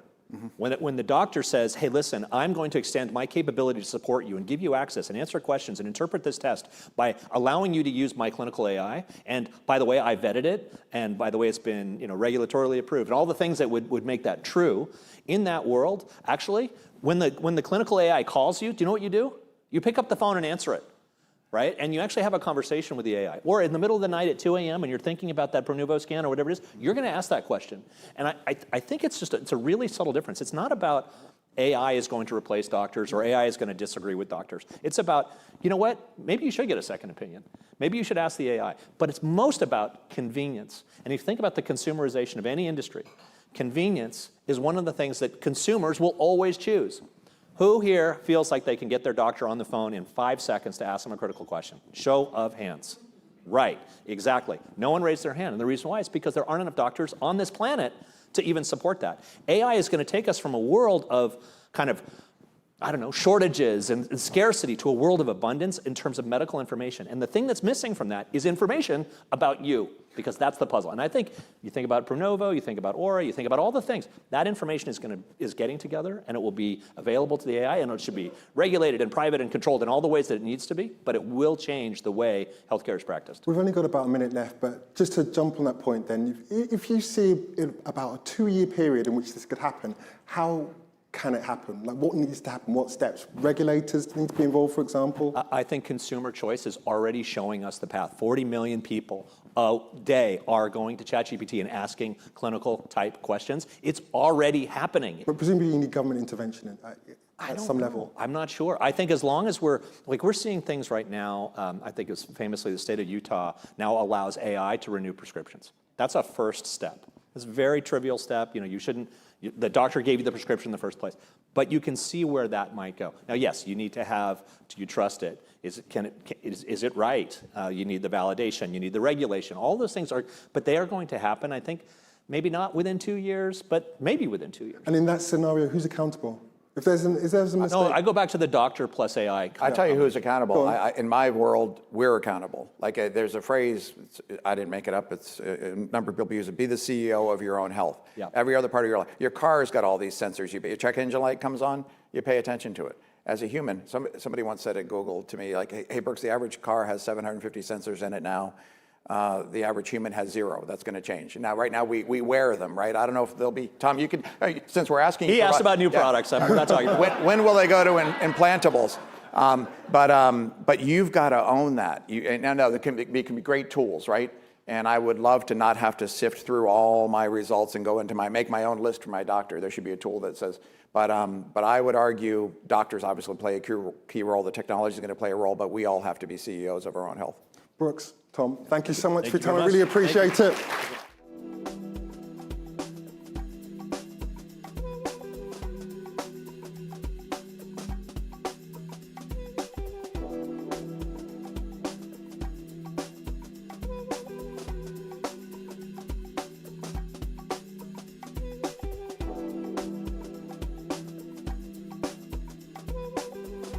Please welcome Wendy Barnes of GoodRx, Zach Reitano of Roe, and Paige Winfield Cunningham of Notice.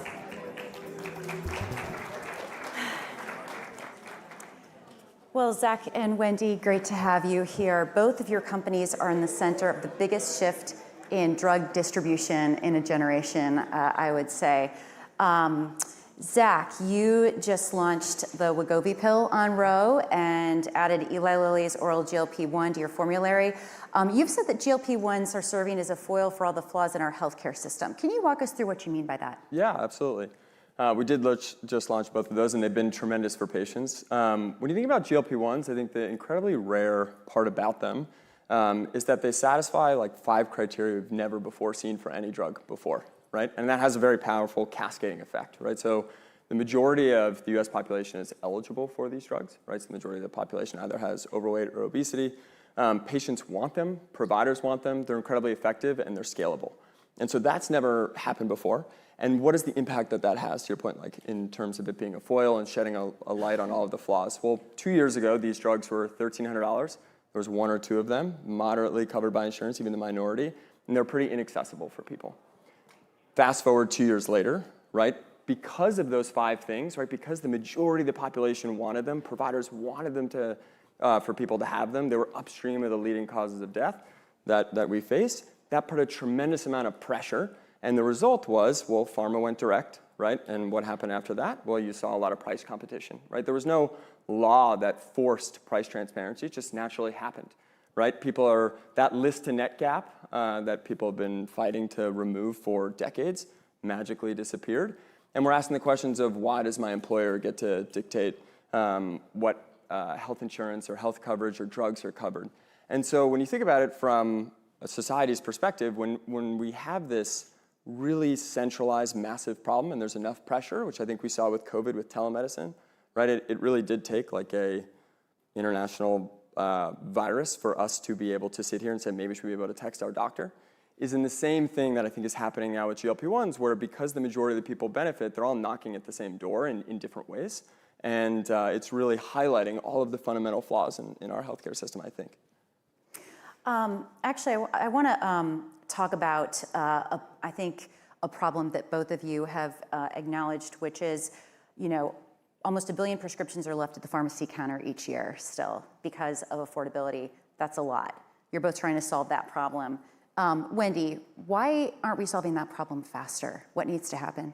Yeah, well, I think, look, systemically, part of the reason we're not solving that is just price. It's unaffordability, and so they get left at the counter. So you've got a prescriber who goes through the machinations to see you, to write a prescription for you, and then ultimately you're standing at the counter and you're surprised when you get there. So the experience isn't necessarily a digitally integrated one outside of what some of our companies that are here, both GoodRx, Ro, and others, are integrating, such that on your phone you automatically know your combination of insurance and or cash, which one is going to be more favorable, and then seamlessly can go pay for it at the pharmacy counter, and then also not have a switcheroo at the pharmacy counter. But I think more so is just the combination that have been the forces pushing back on manufacturers, such that their interest in providing a competitive cash price to the consumer has been a bit thwarted by payers. They feel as though they will be punished if they're not going to push through a rebate model to be on formulary with a payer.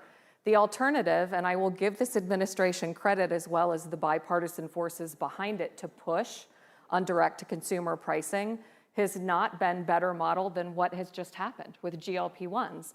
His comment on those original prices, that is what ultimately led to Lilly standing up a direct program, because they said, we want to be able to get it in consumers' hands faster, and platforms such as ours that said, launch your oral formulations with a cash price, don't go through the funded mechanism. These channels can work for consumers in much the same way that you and I get consumer goods for everything else. And there's absolutely no reason that for our drug acquisition and the way we consume and get them, it shouldn't function as seamlessly as any CPG item that we buy online. And that continues to be the aim. And that's how we start to influence what's continuing to be unfilled. So TrumpRx, your company, is powering the infrastructure behind it. But of course, critics have pointed out that this routes patients to discounts that already existed, that you guys offered. Is TrumpRx a genuine policy innovation, or is it a government-branded marketing campaign for GoodRx? Well, look, I will say that TrumpRx was not our idea. That was the administration's idea. And what I will say very clearly is anything that gets lower prices into Americans' hands, I support. I will applaud that. As to whether or not they mirrored prices we already have, I would suggest you direct that question perhaps to someone inside HHS.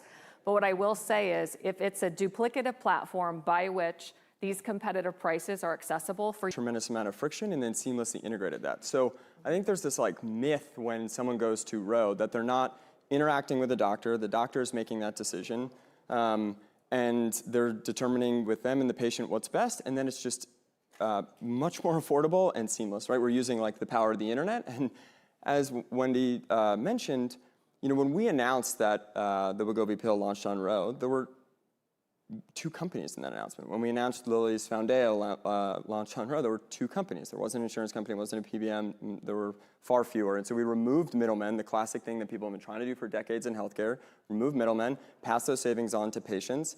And I think the reason we've been able to successfully integrate with multiple pharma companies, unlike many of our peers, the reason is it's very clear that we do not put our thumb on the scale in any way, but we actually just empower patients to find what option is best for them. That's why we're the leading provider of branded GLP-1s in the entire country. That's why we have both pharma products on our platform. Patients come, they can see what's best for them, and then they and their provider figure out what's best, and then we facilitate the seamless delivery and ongoing care of that. But I want to push you on that just a little bit, because Sure. I know Ro declined to add ADHD medications to your platforms. You said it would compromise patient safety. But you're now offering GLP-1s, which is a powerful drug with side effects. How do you decide where that line is? I know that the guidelines aren't always clear. It goes state by state, but how do you think about that? I do think controlled substances, well, all drugs have side effects, they have risks, and I think people often talk about, they'll point to, and there have been recent cases of this, they'll point to consumer companies and say, look at direct-to-consumer failing. And what I would say is, I actually think the best disinfectant is more and more sunlight. In consumer, I don't think you see any bad actors rooted out faster in healthcare than when it's consumer, right? How long did it take Purdue Pharma to be held responsible versus any single time a digital healthcare company steps out of line for more than a couple months, it's on the cover of the New York Times.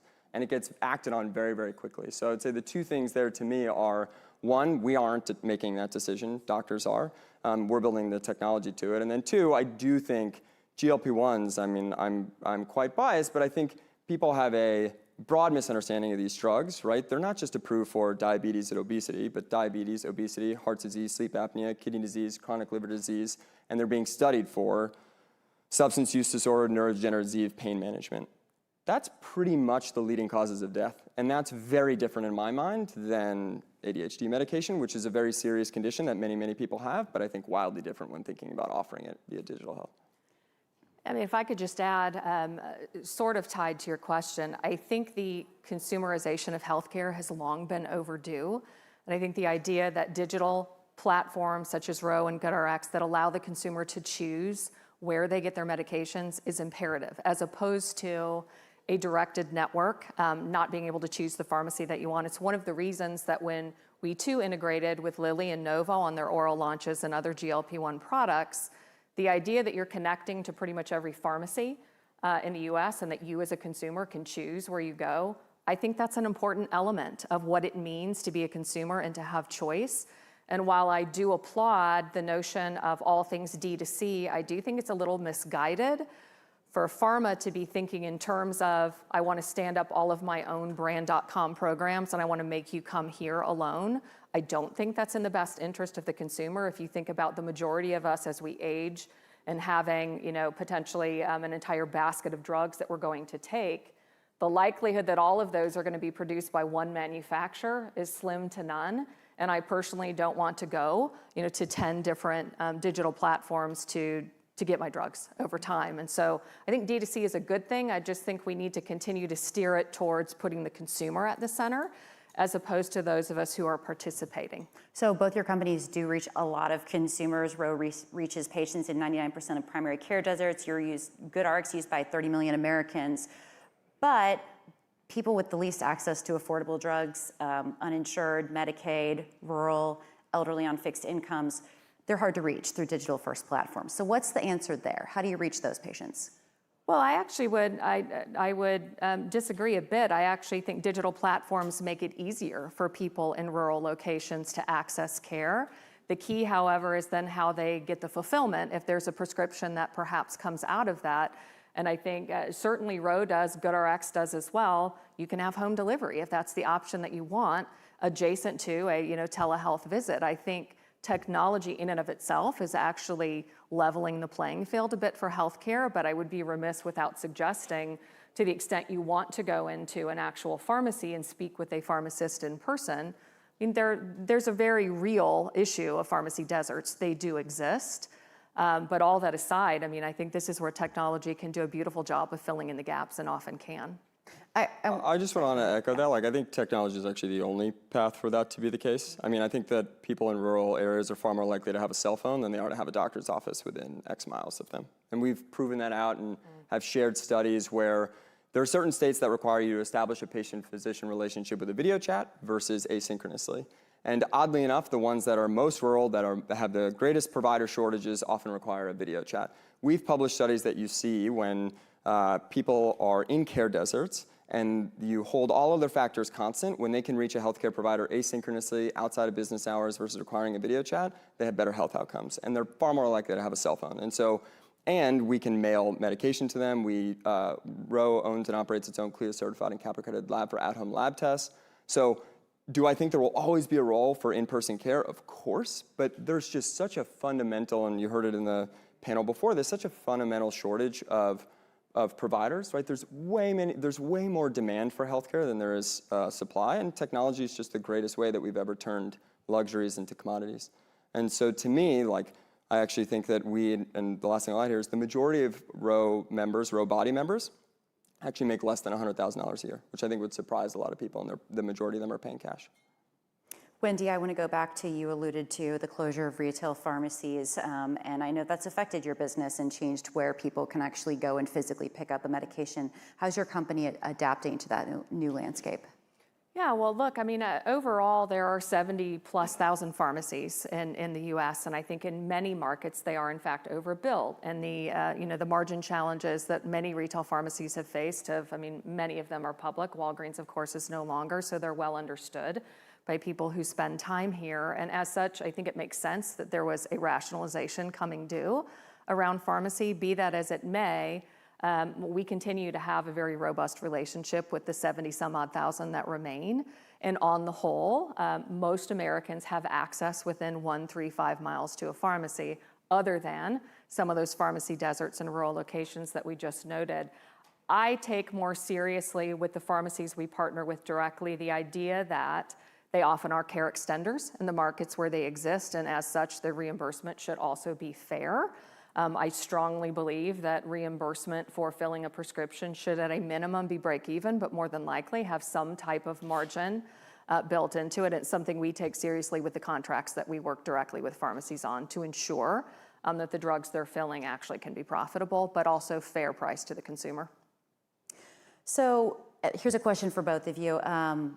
You're both building models that at their best make drugs more affordable and accessible for millions of Americans. But there's a tension here, which is that if our system actually worked and we had transparent prices and universal access, your businesses would be unnecessary.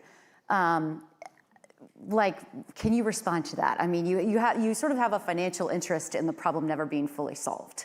So convince me that I'm wrong. Well, I mean, I think I would start with, look, healthcare in general, particularly on the funded insured side, has a long way to go to make it a seamless and digital first type experience. So I will just start there. So I'm not worried about, the infringement, if you will, on that type of model. What I will say is I think there's always going to be a place for drugs that aren't covered on benefit. Let's presume that funded prices magically come down and they're competitive with cash prices. There are still going to be a whole host of NDCs that will not be on benefit. Therefore, there's always going to be a need for aggressive cash pricing for therapies that are not going to be paid for. We're leaning heavier and heavier into higher out-of-pocket plans, high deductible, percentage copay. So again, I think there's always going to be a place for cash pay, and I'm continuing to pressure pharma to say, why not with your new molecules? Let's not let GLP-1s be the sole class of drugs where we launch with cash prices. I think all therapies should be launching with cash pricing alongside insurance. Zach, what about you? I don't look at the world in that way personally, because I think if you did, every single business shouldn't exist. I think the idea is that we constantly try to push society forward, and the majority of the problems that we experience today are products of progress. Right? So we have an obesity problem today because we solved famine. Great, we did it really, really well. That's awesome, we lifted a bunch of people out of poverty. We have an energy problem today because we invented electricity. Great. These are just gonna keep going and going, and so I would love if Ro were put out of business because every single patient in the entire world lived forever and had no pain and was able to achieve whatever they needed for their health. Until that happens, which I think is unlikely in my lifetime, but I would love for that to be the case, there's always gonna be an opportunity to make a patient's life better. And so for us, what we think about is we help patients. It's very, very simple, and there's always things to do here, but we help patients achieve their health goals because when they do, they can achieve their life goals. And that's, I think, improving population health is the single largest point of leverage to push society forward. And so as long as there's an opportunity to do that, we'll keep doing it. If not, put us out of business. That sounds great. Well, on that note, we'll need to wrap up our discussion. Wendy Barnes and Zachary Tano, thank you for joining us today. Thanks.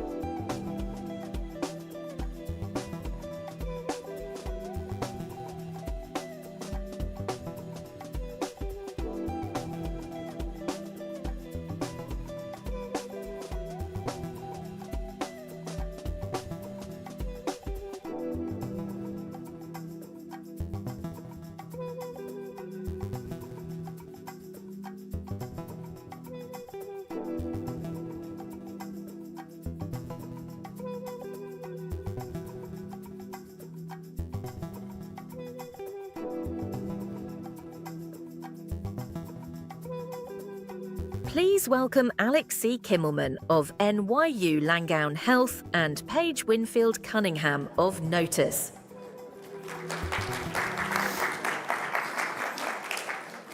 Well, let's jump right in. Thanks for being here, Dr. Kimmelman. My pleasure. So you spent 20 years running a lab studying how pancreatic cancer cells rewire their metabolism. Now you're running a $15 billion health system.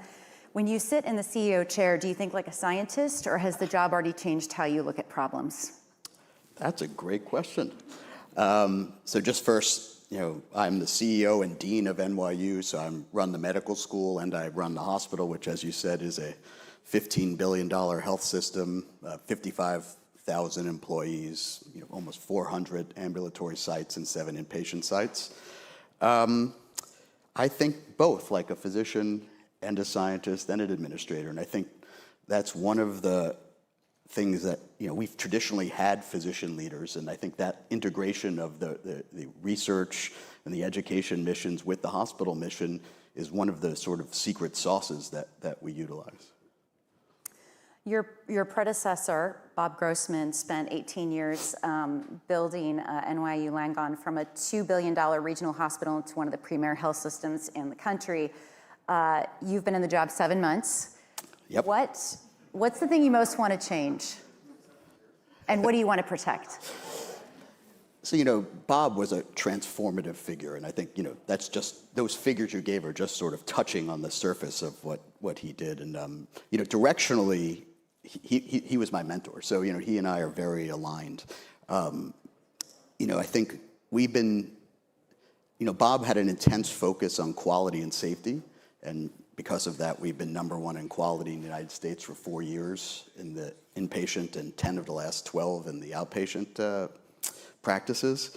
And I think that's critical. But one of the things that we're really focusing on now is to bring in a focus on the patient experience with that, to make sure that you're providing the highest quality health care, but it really has to be patient friendly. It has to be accessible. And to us, that's incredibly important. So that's one aspect. And the other aspect is really around the systemness, which is, we have 7 inpatient facilities, as I said, and many outpatient facilities. And the quality of the care has to be the same at all of them. And the level of service has to be the same at all of them. So that's a big part of what I'm focusing on. So there's a phenomenon in medicine sometimes called the 17-year gap, the average time between a clinical research finding and adaptation into routine practice. So you're kind of on seeing both ends of that. What does it feel like to know the discoveries you're making today probably won't reach patients for a long time? And how can we compress that timeline? Yeah, when I ran a research laboratory for many years, and that is unfortunately a fairly accurate assessment of the timeline. There are many reasons for that. I think one of the reasons for that was we weren't always looking at the patients when we were deciding and understanding the questions that we wanted to answer in the laboratory. So we would do something in the laboratory, then we'd go see if it's going on in patients, and if it wasn't, you wasted 10 years of time studying that. So one of the things that we're doing is, we're making sure the research starts with the patient. Learning from every single patient. One of the things that Grossman did was that he made a huge investment in IT infrastructure. So we basically have a single medical record for the past, more than a decade for all of our sites. So we have data on every one of our patients in a longitudinal fashion. So we have the potential and are learning from every single one of our patients. And utilizing, AI and machine learning now, we can take that data, figure out the questions that we need to answer them more quickly and bring them back to patients. So we've already seen instances now where we've gotten things from the bench to the bedside in a matter of months rather than years. So I'm very optimistic as to the time frame being compressed in that. And that's one of the reasons why I want to do this job, because I think we have the potential now to take things and bring them to patients much more quickly and make an impact. Well, I know you established the Center for Molecular Oncology, where every cancer patient gets a liquid biopsy, which is pretty awesome and a huge innovation. But you also have one of the best resourced health systems. So what would it take to make precision oncology available to someone in rural Mississippi or on Medicaid, for example? So one of the things that molecular oncology is about the scaling. So a lot of places do liquid biopsies, and for those who aren't familiar, a liquid biopsy is you basically take a tube of blood, just like when you go to your primary care doctor, and we can sequence that now and detect the presence of cancer, the type of cancer. We can look for progression of cancer, and we can match patients to their best therapies or clinical trials. So one of the things that we're trying to do is we're trying to see, can we scale that? So we want that to not just be available to the patients who drive into New York City, but we have facilities all the way out in more rural parts of Long Island, and we're trying to show that two things. We're trying to show that you can scale that, meaning you can get access to that everywhere at a cost that is feasible. And then if we can prove that it actually is significantly efficacious, then the insurance companies will have to reimburse that. So to me, this is a demonstration project, not just for us and our patients, but like you said, I think we don't want to leave other hospitals behind. So if we can demonstrate that this works and can be scaled, then I think we've done a nice service to everybody. Let's talk about pancreatic cancer. For a long time, that seems like something you know a little bit about. A little bit.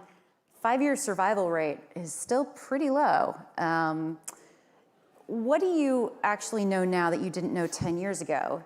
And why haven't we been able to lengthen that time frame? Yeah, I mean, so it has lengthened. When I was looking at this, and when I first started my laboratory many, many years ago, the 5-year survival rate was about 5%, and now it's 15 or 16. So it's changed, but that is a terrible number, even the improvements. It's an incredibly difficult cancer. We typically detect it late because there's no good screening test. When it's detected late, it's essentially incurable. It doesn't respond well to most of the therapies that we have. Patients get very sick very quickly, so it's difficult to even put them on the therapies. But we've made a lot of progress over the past several years. We're finding ways to, the revolution of immunotherapy, transformed the treatment of a lot of cancers. Pancreas cancer was one of them that never responded to the checkpoint inhibitors. But we're now figuring out ways to change that. So I think now with, the speed at which we're able to do things, we are making a lot of progress. Even things like, you can't screen the entire population for pancreas cancer. It's not prevalent enough. But utilizing models, we can determine which patients need to be screened, and we can get these cohorts and try and detect it early. So I'm very optimistic about pancreas cancer. Well, we're here in Washington, so I'd be remiss if I didn't ask you something about the NIH cuts and the changes to how NIH funding has been distributed. We know the overall funding levels maybe haven't changed much, but huge disruption last year in clinical trials, harder for individual researchers to get grants. I'm sure that has affected your institution. Can you tell us, specifically, how you're responding to that and what you're trying to do?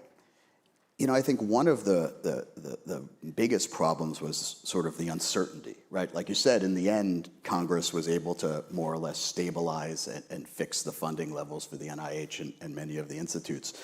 But there was a period of time when no one knew what the ultimate budget was going to be. There was a proposed 40 or 50% cut, which would have been devastating. And a lot of institutions actually stopped hiring people. There was, I think there's a generation of scientists. I've seen some of the trainees in my lab who are, were less enthusiastic about going into science because a lot about the uncertainty. So I think that was a major aspect of it. And then even though the funding levels have remained more or less constant, the amount of a R01, which is the standard research grant from the NIH, really hasn't changed in 30 years. So it's not even something acute. We have not kept up with inflation with the research funding for many years. So I think it's not a catastrophe right now. So I think people should hopefully just take a breath and calm down. But I know you're trying to recruit young researchers. I mean, what do you say to them? I imagine they're scared. There are fewer people going into research. What's your message there? My message to them is, research has always been a bipartisan issue that people come together around. In the end, they did and kept funding levels relatively stable and did not take away or lower the indirect rates, which is how we support our institutions. So in the end, I think things worked out. But I do think that people have to now realize that, if you want to do the big science and the things that we talked about to go get to patients as quickly as you can, you really have to diversify your funding sources, and you can't necessarily just count out the NIH as the only partner. So philanthropy is critically important. Partnerships with industry, biotech, tech, and pharma are critically important. So I think having those diversified funding sources is going to be critical. You guys are caught in an interesting situation right now. You guys discontinued your transgender youth care program in February. Federal government's threatening to pull Medicare, Medicaid funding. The state's saying you can't stop the care. You're being squeezed in both directions. What do you plan to do? So it's a difficult situation. Obviously, there's ongoing legal issues on multiple fronts, so I can't get into too many details. But it's a challenging situation because on one hand, if we don't have the ability to be part of Medicare and Medicaid, which is the majority of our patients, 70% of our patients are governmentally insured, and if we're no longer able to take that insurance, then we essentially will have to shut down. But we have to make sure that we can provide care to all of our patients.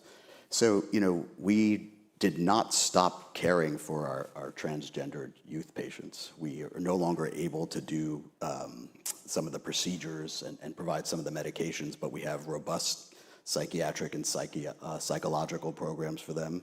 And we're trying to work with the state and the federal government. For us, we just want to provide the best care to all of our patients, everyone who comes to our door.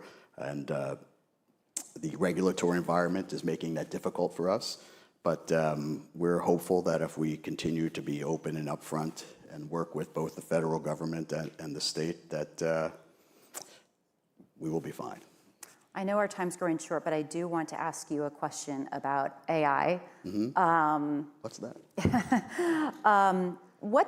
So I know you're doing a lot on this front. What's the realistic timeline before one of your patients is meaningfully better off because of AI?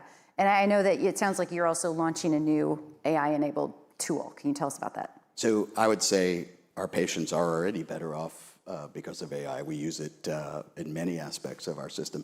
One of the things, it's an incredibly stressful job. So imagine if the whole time you're seeing the patients as an emergency room doctor, you have an AI co-pilot that's looking at equal areas. I think it's going to have a tremendous impact and has already had a tremendous impact. Areas, I think it's going to have a tremendous impact and has already had a tremendous impact. Well, our time's up, so we'll need to end it here. Dr. Kimmelman, it was a pleasure speaking with you today. Thanks so much. Pleasure speaking with you.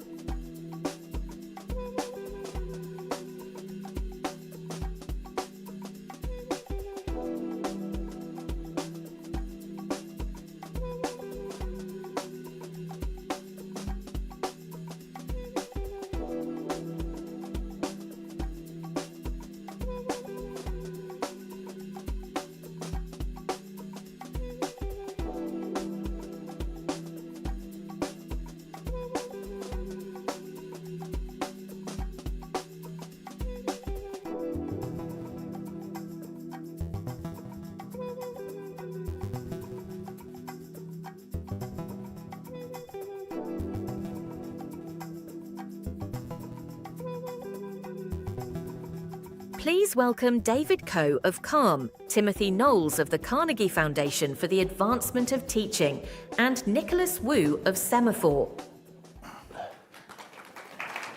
All right, Tim and David, thank you so much for being here. Thank you for having us, Nicholas. Thank you. Yeah. So, David, I've got a question for you to kick things off. You know, we live in pretty tumultuous times. How are Calm's user numbers looking? Well, yeah, they're pretty good. We've had over 200 million people that have downloaded the product and growing. We're in 190 countries today in 7 different languages. Grown the company from a consumer brand to a mental health care company over the last couple of years. So we've got over 5,000 employers and 10 payer partners today. So from that perspective, it's doing pretty well. You know, we live in these times of immense disruption in education and technology. You know, Tim, for you, as we think about the future of education, how should mental health and wellness be incorporated into our education system? It's, I think, important to remember that America has been through seismic changes in the past, and so in that sense, we've been here before. At the turn of the last century, when we were moving from agrarian to industrial, literally we lost a third of jobs. So there was presumably, perhaps undocumented, but many mental wellness concerns at that point.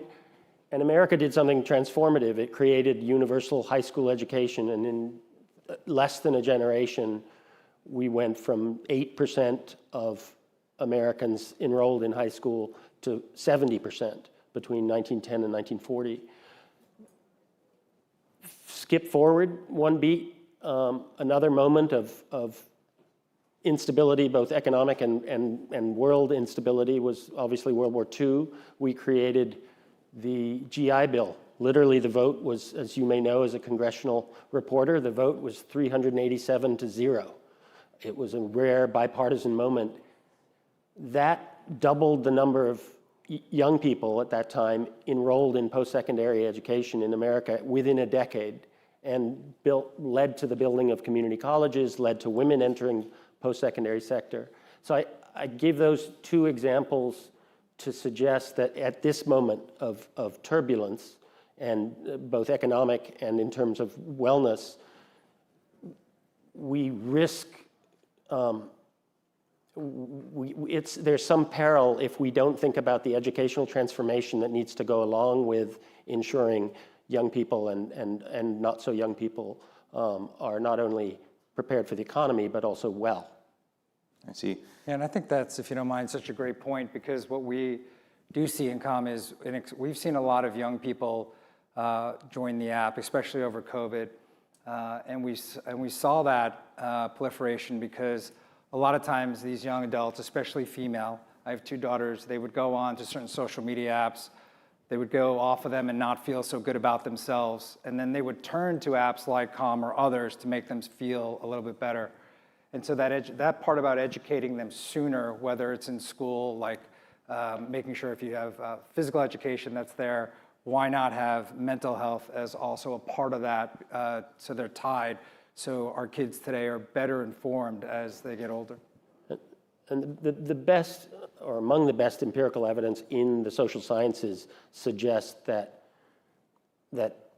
education and educational attainment links to the things we care about, like wellness, like health, like literally lifespan, longer lifespan, like not just earnings, but having children with higher levels of educational attainment. So again, want to underscore that the health conversation and the education conversation, we really have to ensure is part and parcel of the same agenda. That's for sure. I mean, David, what role do you think technology should be playing in helping advance those goals? Is it, making sure more folks have access to technology-based mental health? Is it banning social media from classrooms? What do you see? Well, I mean, I think what we're seeing right now, and this is, I'll just give you some stats, how we're focused at CALM today. We're very outcomes focused as a company. We get asked that question a lot because, people are like, well, this all sounds great, but how are these actual results? And I'll give you a quick snippet of what these results look like. We have over 77% of our membership base who are in the health area. They will complete a mental health screening. And that's a high number, whether it's a PHQ-9 or GAD-7. What that also will lead to is about 39% of them actually joining a clinical program. And 2 times that amount of those users then will be more inclined to go for mental outpatient services. What that really means in kind of financial terms or outcomes means that over 30% of that user base is saying that their mental health scores at the completion of these programs, their actually anxiety and depression scores went up. So their anxiety and depression is lower now. And for high-cost patients, we're saving the system about 10 to 12% healthcare spend. So what this really means is, look, the system is, you have to try to navigate the system in the right way. You have to work with the system, try to navigate a very complex system that's out there. And so you need trust in that system, you need engagement in that system, you need adherence in that system, and then you need to focus on outcomes. Right. I mean, to that end, what role do you see companies having in providing mental health benefits through that whole transition? Is it subsidizing more programs like Calm? Is it making sure insurers cover those types of services? That's a great question, Nicholas. And here's what I'll tell you. Benefit managers today they're inundated with choice. And so what's happening today is if you work for any type of company in the beginning of the year, as you pick which EAP types of services that you want, it's hard to make that snap decision in just a checkbox in a short amount of time. So it's not actually the quantity of apps or the quantity of services that you're being offered, it's those quality of services that you're being offered. So I think that's where benefit managers and others have a real obligation to say, here are the best products that we've seen based on your feedback that could help you in your journey, whether it's around physical health, whether it's around nutrition, whether it's around mental health. And that's the part where it's not about quantity, it's more about the quality. I see. Do you see virtual options like Calm ever replacing something like traditional therapy? I see it more as a supplement. I think if Calm is successful, there's not enough, just like there's not enough doctors out there, I think, to support everyone, there's not enough therapists that are out there as well. And so what we really want to do is if you're in the green, you can use apps like Calm going forward. If you're in the yellow, you can go to a therapist or a coach, or you can supplement that with Calm. And if you're in the red, we'll make sure you get to the right type of provider as quickly as possible. Tim, from your organization's perspective, what sort of new anxieties are you seeing created through this substantial disruption of the workforce? Well, we all are proximate to young people, somehow, teenagers or otherwise, and I think it's incredibly well documented, the levels of anxiety, depression, disengagement across the spectrum. I think that the thing we neglect is making school interesting.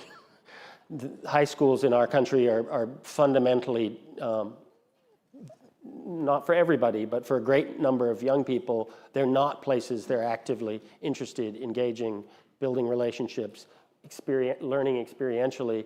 As a result, we know about the chronic attendance issues, we know about dropout. We have 3 million young people in American high schools per annum, about 1.2 dropout. So we're I think at risk of not tackling the core problem, which is making young people excited and engaged by their learning experiences every day. And I think that requires that we broaden the aperture about the core purpose of school to not just include academic, disciplinary knowledge development that Carnegie brought the world in 1906, the high school canon. But to your point, Dave, what would a curriculum look like that was actually engaging young people in learning how to build relationships? So we've got a lot of work to do. One data point that's fascinating to me, the largest spike in people taking the GED are 10th and 11th graders. So they're trying to get out, is how I read that signal. And so until we actually give them a reason to be in, we're gonna continue to wrestle with this problem. What sort of best practices are you seeing in schools to keep people in or to keep students engaged? I think the nature of learning is going to become increasingly competency-based. AI can actually make assessments of actual young people and what they're good at and what their durable skills are, as well as their academic foundational skills. So I think the places that are making most progress most quickly are those that are thinking about school not as a thing that happens in a classroom, but particularly for high school students, but is much more porous. So they're learning experientially, they're learning actual career-related skills, and they're connecting that learning to the academic core. So it's that disruption that I think we're going to have to see if we're going to keep up. That's very interesting. David, what role do you see for technology in helping keep students engaged and preventing them from being disengaged in the way that Tim was describing? I think it's similar to healthcare. The systems weren't built around how we live and how we work today. And so things have to adapt. And what I mean by that is, I've been with my own children and I'll be like, where did you learn that? And they'll be like, TikTok.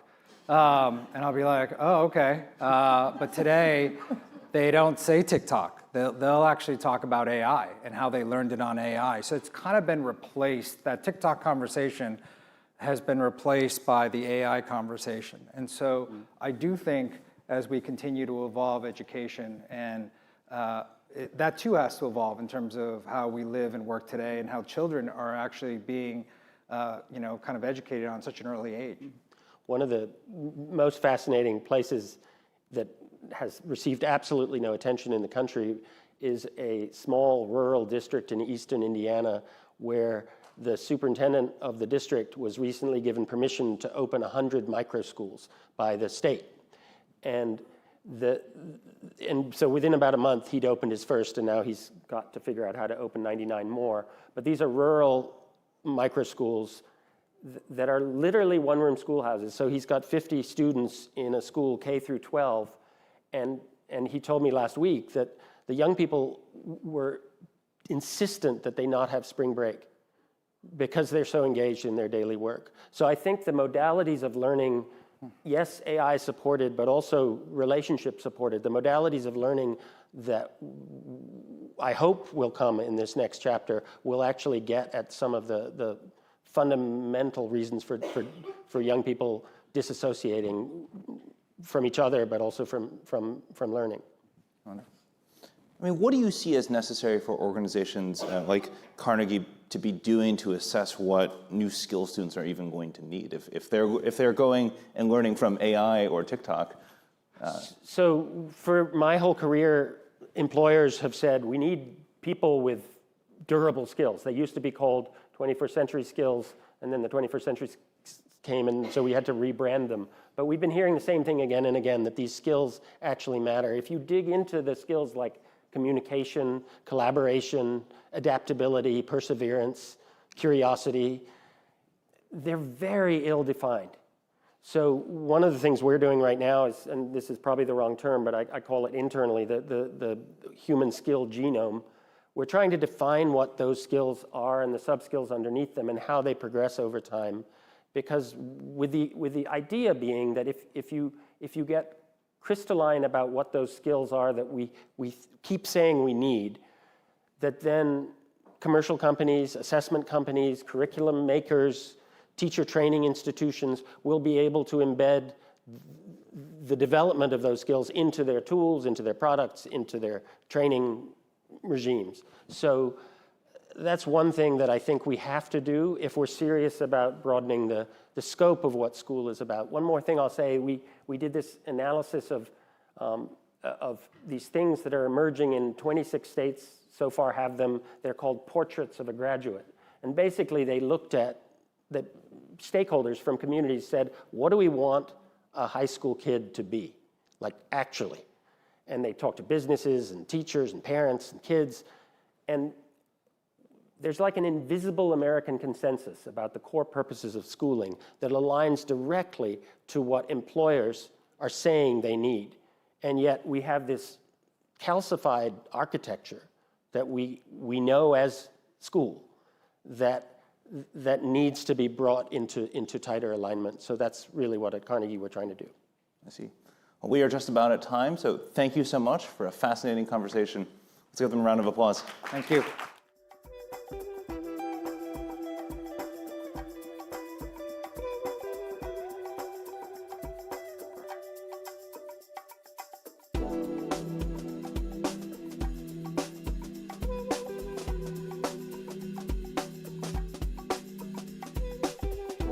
Please welcome Jim Davis of Quest Diagnostics, Mark Tessier-Levine of Zyra Therapeutics, and Alexis Aquagiram of Semafor. Please. Good afternoon. Thank you very much, gentlemen.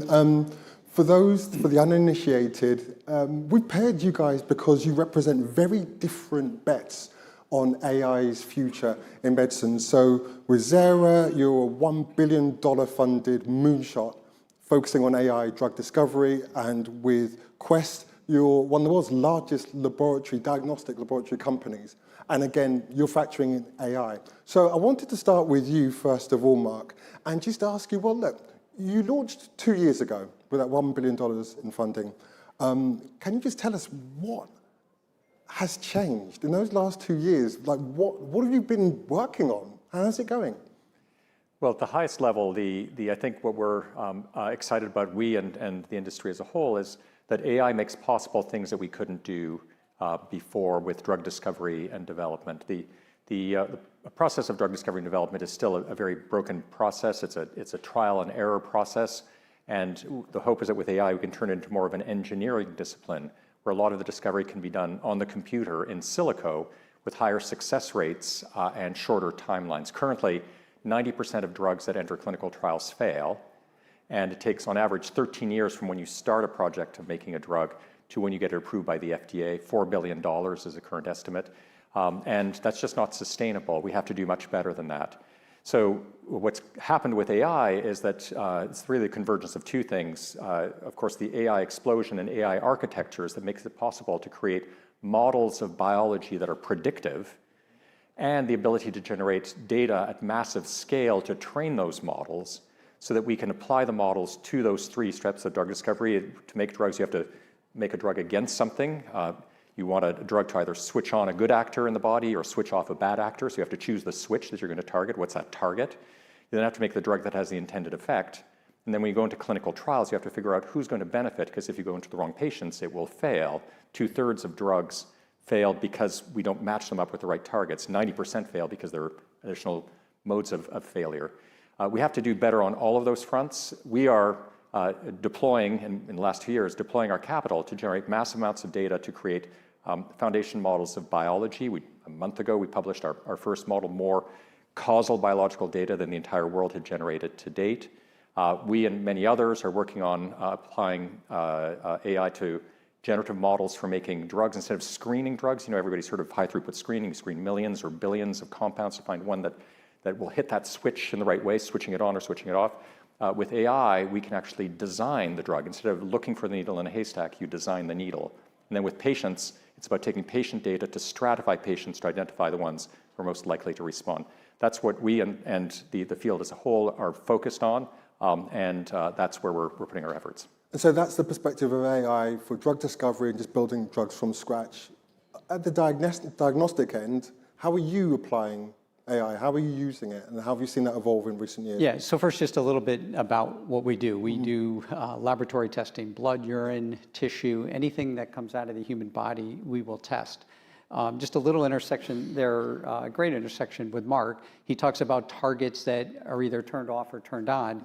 We identify what those targets are so we can appropriately treat the patients. But Quest tests, in 2025, we tested over 240 million people in the United States. Now, about 120 million are unique, and then there's some that come to us once a week, once a quarter, and get tested frequently if they have a chronic or acute illness. So our use of AI today is both in the laboratory. In the old world, we would look at things under microscopes. Today, if you're looking at something under a microscope, whatever you're looking at can be digitized. Once you digitize whatever image you gather, you can apply a set of algorithms. So today, the science of microbiology, where you streaked a plate, you put it in an oven, and you watched bacteria or a virus grow, human eyes would have to look at that, assess it, count the colonies. Today, that is all done by machines. You'll take a digital picture of it. The machine will tell you, is it negative, is it positive? Do we see something growing? How big is the colony? Now, human eyes will still quickly review it. The FDA asks us to do that. But it's a higher quality piece of work to begin, and then it really speeds up the productivity. And just looking at it more broadly, just with a wider lens, slightly beyond AI, when we're testing anything that comes out of the human body, what are the growth drivers for you? In terms of, what I mean by that is what type of tests are being ordered? Yeah, so very common tests. I think everybody's familiar with lipid panels and chemistry panels to assess general health and wellness.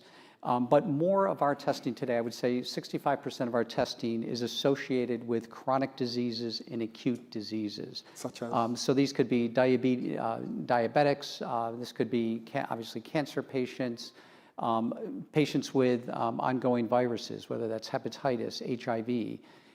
And then about 35% of our business is general health and wellness. Now, in an ideal world, we would flip that equation. 65% of our testing would be general health and wellness so that we can get in front of these chronic diseases.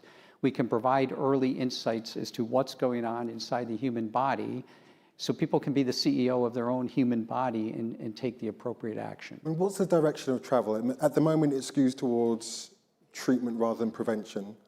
Are you moving towards prevention? Are you seeing a growth in prevention? We are. Again, while 65% is associated with chronic care management, acute diseases, what we are seeing in the country right now is just a resurgence of consumers taking responsibility for their health. So 10 years ago, you needed a doctor's order in order to get a laboratory test. Today, you can come directly to questhealth.com, order your own lab testing. You can order testing we have channel partners, Function Health, Superpower. You can order laboratory testing through Whoop, through Aura. Aura, you interviewed him earlier. And then the power of combining your biometrics, the information you gather off of your human body, with the biomarkers, the insights we provide by looking at your blood and urine, is a very powerful equation. And it sounds like all of this, the kind of meeting point, the overlap with the two of you is data. Mark, I wanted to check with you. Okay, we had a good conversation before in the green room, and you described this phrase that you used, which was you're reaching for the high-hanging fruit. So with that in mind, thinking about AI, native AI drug discovery, what's the timeline? I mean, can you give us a timeline for when you think you'll be able to produce an FDA-approved drug? Right. So again, currently today it takes 13 years, and 5 years you start with a target, 5 years on average to make the drug, 8 years on average once you enter clinical trials to do the trials and get FDA approval. We're already seeing a shrinking of the timelines. Those 5 years, much lower. There are a number of AI drug discovery companies that are beating that. A lot of the focus appropriately is on AI to accelerate, and that's real and that's happening. As you said, we're focused on, and we are focused on that too, but we are focused on going places with AI where we can't go by other means. That's the high-hanging fruit. So back to these targets and drugs, there's some good molecular targets people know are important switches in the body where it's been very difficult with conventional methods of making drugs against them for various technical reasons, for various biological reasons, and in many cases where AI does not have the problems that these other methods have, these screening methods where you're screening millions or billions of compounds. So we're creating our AI to enable us to go after targets that you can't access by other means. That's what we call it, the high-hanging fruit. Why do we do that? We do that, A, to showcase the ability of AI to do something new, and to go after those targets, which if we can get them will help patients who currently are not treated, as opposed to going more rapidly for targets that you could get by other means. And the other thing, just from a business perspective, as a small company, you want to differentiate. If there's a good target and current methods are good for making antibodies against that, there'll be 20 companies working on it, 10 of them in China. So then it's just a foot race, whereas if you go for the high-hanging fruit, you have much less competition. So we can serve patients who are not currently served today, so we can showcase the ability of AI to contribute something new to the mix, and also to differentiate, and from a business perspective, that's why we're focused there. And as a ballpark figure, do you think within the next 20 years? Oh, so no. So first of all, there are other companies that we're going after antibodies. That's a technology that's been made possible really just in the last 2 years. Others have been working on, for example, small molecule drugs. I think people here know that they're antibody drugs or small molecule biologics, small molecules. Some of them have already moved molecules into clinical trials very rapidly, and the expectation is that they should be able to make it through in a few years. So this is happening right now. It's breaking. So it's the front end of the wave, if you will, but the wave is going to wash over the whole industry in the next year to two. I think we're going to see a lot of acceleration there. The other side of it is the acceleration in the clinic, and I always emphasize there are two things: going faster, that's important. Just as important, at some level more important, is increasing the chances of success. Currently, 90% of drugs fail in the clinic. Two-thirds of that 90%, or more than two-thirds, but two-thirds of the failure is due to not being able to figure out who's going to benefit. You have a good drug, a good target, but who are the patients who are benefiting? And that is where I believe a combination of the kinds of diagnostics that Jim does and AI and the kinds of models that we're building will enable us to increase the success rate. So faster is good, but increased success rate is as good, probably even more important for us to be able to get medicines to patients. I mean, I'm struck by this idea of velocity. Basically, you're talking about speed. There's lots of talk about, obviously, the rapid changes in the way in which technology is used. And a big part of that is the technology, which you alluded to earlier when you said you've referred to your partnerships with Aura as well. Wearables have become commonplace, haven't they? I mean, I've got an Apple Watch. Lots of people have different types of wearables. What contribution do partnerships make to your company? Yeah, so if you think about the general health and wellness physical today, you see the doctor, they then order lab work, and they may call you afterwards and tell you, here's what we see in your lab work, and here's what we saw from the basic physical. Look, the physical of the future, the general health and wellness exam of the future, you're going to get your lab testing before you see the physician. You're going to download any wearable data you have, whether it's Whoop or an Apple Watch.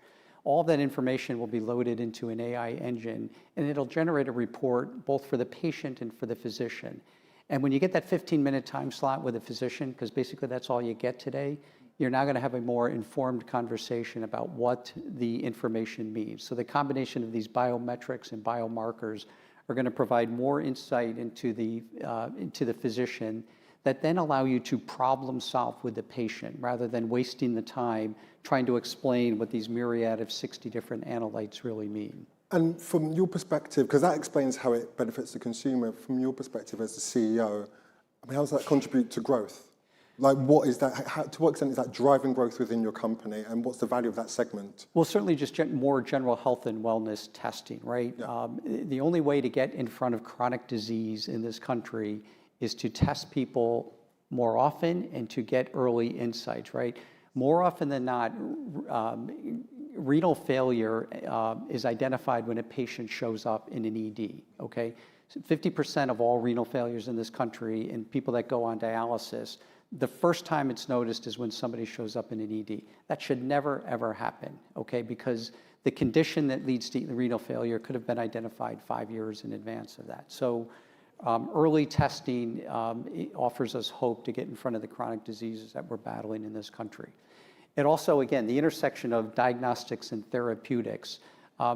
Most high-end novel new therapeutics require some type of diagnostic test in order to, as Mark said, you want to choose you want to make sure you're treating the patient appropriately and make sure that that patient has the condition that these novel therapies are being used for. And also, well, we've focused obviously very much on AI and on technology, but Mark, I just wanted to ask you, I mean, obviously AI, from the looks of it, will make drug discovery cheaper and faster. Same goes for diagnostics as well. But what else do you think needs to happen in terms of just improving health outcomes for people? Yeah, because this doesn't happen in isolation, is my point. Yeah, in terms of improving, well, first of all, prevention. I'm a big believer in prevention, so amen to everything that Jim has said up till now. And I do believe that AI, together with monitoring of the various parameters in the body, will help us get to a better understanding of who is in need of treatment and what the precise disease is so that we can treat it appropriately. So I think that's a very, very important step. I think we also, if we're going to make this whole enterprise successful, we do have to get back to being able to make drugs more rapidly with a higher success rate and getting them to the right patients. So AI is going to make a big difference there, but also other advances in science that are feeding into this too. Yeah, and very quickly, because we are pushed for time, I would point out there is a flip side of this, which is the privacy question. There's vast amounts of data about people's health. As I've got it, you've got data on 65% of Americans. Yeah. So what's your response to people who express regulatory concerns about your access to so much data? Yeah, so first I can assure you, we safeguard our data in many, many ways. And test results are only provided to the patient. We provide all our test results to the patient through a very secure app. And the test results go back to the physician. And the physician in general today is placing those results in a portal, whether the portal is from Epic or Cerner or some other EHR company. So other than that, those results don't go anywhere. There are some infectious disease tests that were required by law to report to the CDC or other state departments of health. But we just simply report that there, for example, is a syphilis case in this zip code. We don't report the name, we just report the fact that there is that condition exists, okay? And wouldn't AI complicate that though, by entering a third party that comes in and scrapes information and works on that information in some way, shape or form? What happens then? Yeah, I don't think it complicates it because the AI models that we use in Quest today are all proprietary to Quest. They're not in the general domain, they're not in the public hands, they're not in the domain hands. So these are models that we've constructed and they don't go outside the four walls of Quest. Well, thank you very much. Our time is up, but thank you so much. I really appreciate it. Please, ladies and gentlemen. Thank you. Thank you.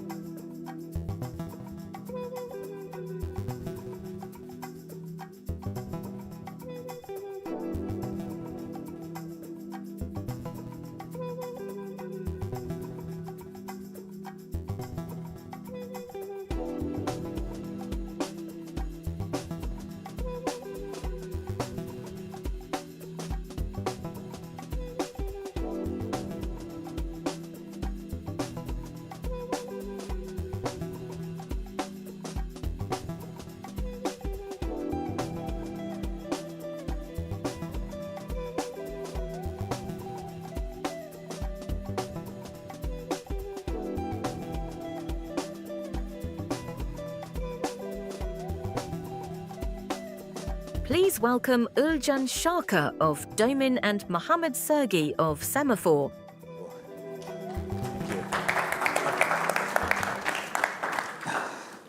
Well, we're reaching the end of our afternoon, so thank you for staying with us. This is really exciting. I'm really excited to have you here, Uljan, because not only you have a little bit of news to break today, but I want to really start with your background and how you started your company. So you're at Apple, working at one of the best companies in the world, biggest companies in the world. What was the trigger that made you leave and head out on your own?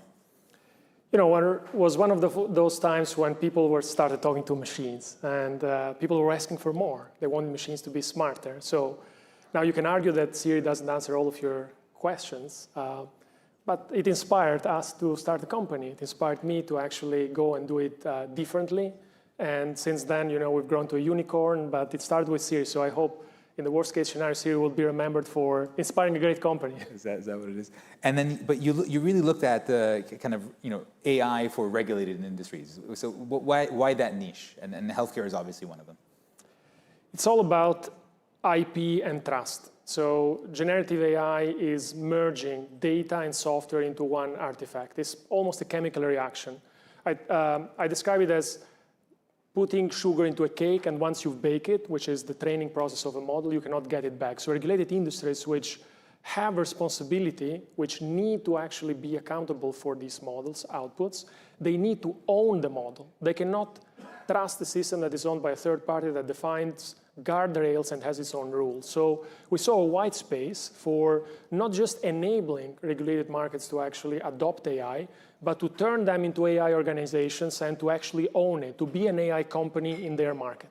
So what do they have to build internally? Like, so you're running a hospital network or a bunch of clinics. Like, do you have to go out and hire basically an AI unit to be able to become an AI company? You know, there is this misconception that training these models, it is very hard. But if you look at the artifact, what is a model? What is a generative AI model? It's a text file. I just want to challenge this idea that it seems so hard to build, but actually it's all about the data and it's about the domain expertise of how you train that data into a system. So we have automated most of these things to make it easy for clients to actually adopt these technologies, but it's mostly about accepting the technology for what it is, accepting the state of the art, removing the noise, and starting with a use case. So how can we use this? What is the goal? Why are we doing this? Rather than just, let's add just some Gen AI into the system. Can you give us a use case in the healthcare industry that you've worked on or you've developed? Yeah, so I think one of the strongest use cases in health is definitely accelerating the research cycle, the scientific discovery. One of the most important features of these Gen AI models is actually hallucination. So hallucination means being able to simulate at scale. So for research, this means buying time, cutting time, because now you can have these models, whether in the form of agents or just pure models, to actually accelerate drug discovery, predict with higher accuracy, because you can run multiple experiments in parallel, and you can have systems that actually enable much better quality. Yeah. So you're building a supercomputer in Europe, and I assume that's the initial rollout. But why in Europe, and what goes inside of this? So who's backing it? How much does it cost? And really, what's inside of the computer itself? So we're working with NVIDIA and G42, and we're building this because it is the engine behind the AI. So you can have the data, you can have talent, but no compute means no AI. AI has become geopolitical. But why can't you use the compute that's already available in the market? Is there just not enough? There is not enough. That's enough. So as a frontier lab, actually, we have had challenges to secure enough compute to train our models. And that really defines if our company is a $10 billion organization or it aims to be a $100 or $1 trillion organization. And that's your ambition? Exactly. All right, no, not bad. All right. Yeah, because a trillion is better than 100 billion. And that's the new unicorn right now. Right? So exactly. You don't talk about trillions. Yeah, obviously. Out of touch. You actually have a little bit of news to break today, and I'm very happy that you're doing it here. So it's a new model. Can you give us a bit of a flavor of what you're doing? Yeah. So as we speak, we're launching what we call Domain Large. This is a frontier model designed for regulated industries to own a copy of the model, so to become an AI company. And this model is designed for accuracy. It's designed for advanced reasoning. And it excels not just at telling stories and summarizing content, but most importantly, into turning the gold mine of information that regulated industries across finance, healthcare, government, and defense possess into intelligent systems, into what we call knowledge graphs. So systems that can actually represent not just synthesis of information, but also understand correlation of information, and most importantly, solve the data problem, because we're not talking enough about this. If we look about the adoption data, we're seeing in some industries less than 1% adoption rates, in others less than 5%. I mean, that is such a huge disappointment.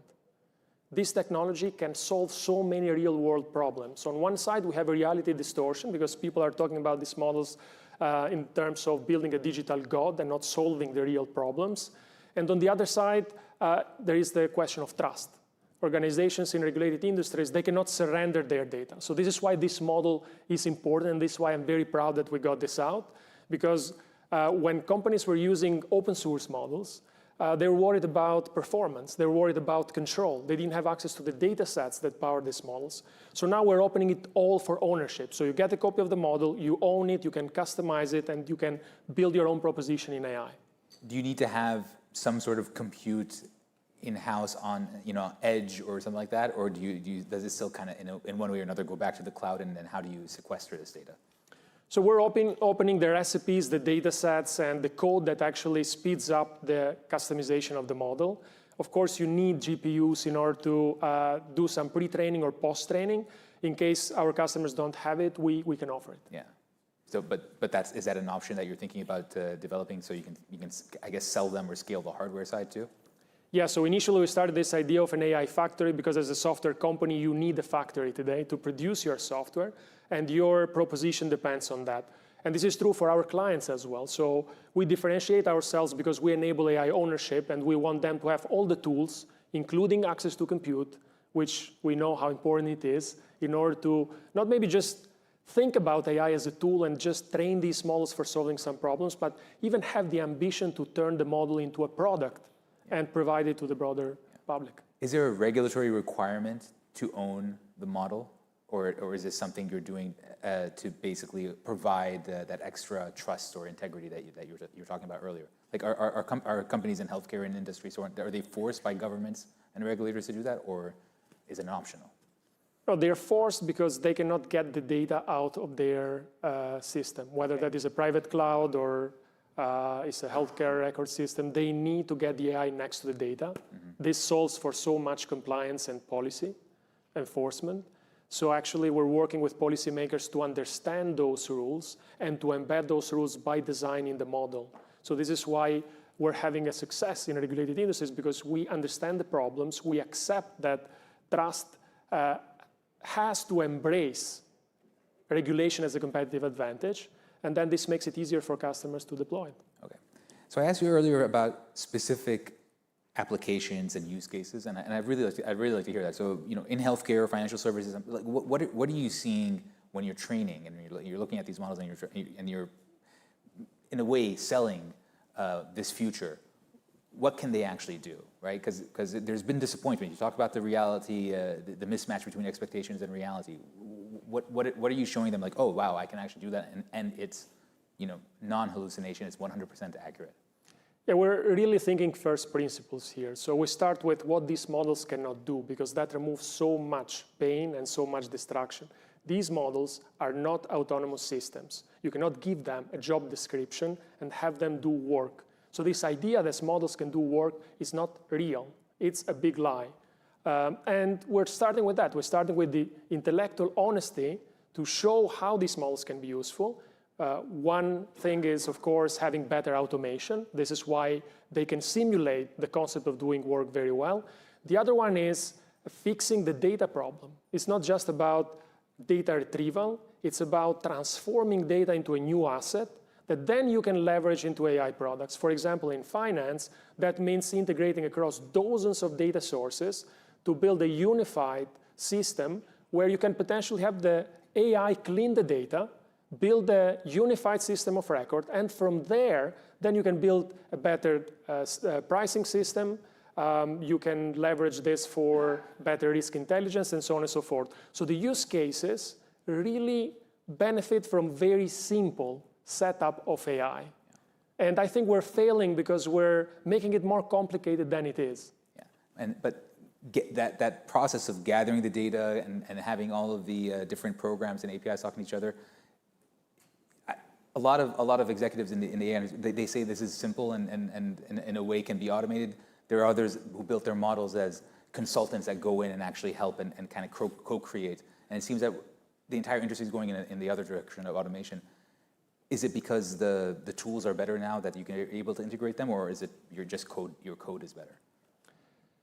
I think it's about domain expertise. We started having success in accelerating POC to production when, in addition to AI engineers and people that are very good at building the foundational models and the agents, we got people from finance, we got people from advanced manufacturing, government, and now we're looking for people in defense. So when they bring, the domain expertise and they understand how the models should perform, we have use cases where a 10 billion parameters model is performing better than a 350 billion parameter model just because it embeds domain expertise and it is customized on that specific use case. But that brings the question of how much compute do we need in the future if these smaller models or more focused models perform better?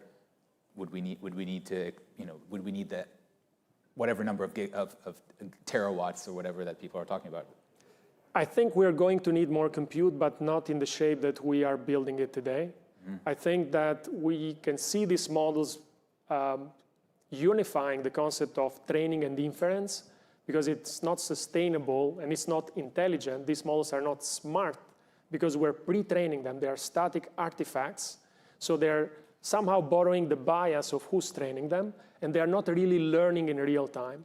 So the next architecture that we're testing in the lab, and many other players as well, is this idea that you can actually have the models understand the world without having to pre-train every single part of their knowledge. So when we get there, that means that we will not need gigawatt-plus data centers anymore, because we can train a model by connecting a supercomputer that sits in different parts of the world. And I think this idea of distributed compute will really disrupt any assumption that we have been making about energy needs in the short, mid-term, and also who can win the game. Because yes, today, someone that has a huge concentration of power and data centers can actually build better models and can, of course, serve more users. But as this concept of distribution becomes more real, then we will see smaller companies coming together and building what is now known as an intelligence grid, where you can actually have collective intelligence. So you can connect more resources together, build better models, and then have everyone benefit from a usage perspective. And in that grid, or at least on top of that grid, there's at this point there's a kingmaker, NVIDIA. I imagine there would be others. Is that what you foresee in that setup? Other large companies, other semiconductor companies that would be able to fulfill that gap for smaller companies to compete? I think it depends on how good and how different this new architecture will be. Something that I completely underestimated in terms of how quickly these models will grow. And we're going to see probably a new DeepSeek or ChatGPT moment next year because of this, is that we're now using current models in a similar fashion to how we're using them to accelerate drug discovery, we're using it to accelerate the discovery of new architectures in AI. So this will enable us, and I think NVIDIA has been doing this for a while now. This is why they have better chips, because Jensen is very loud about this. They use AI to improve their products. So by using AI to build better models, we could potentially disrupt the idea of AI chips. And where can they find your latest model? We didn't say that. So we're launching it today on Microsoft Foundry, and every client that wants a copy of it can actually get in touch with our team, and we will just get it out for free. There you go, free AI. Thank you so much for your time, and thank you for listening to us. Please welcome Josh Fink of Luma.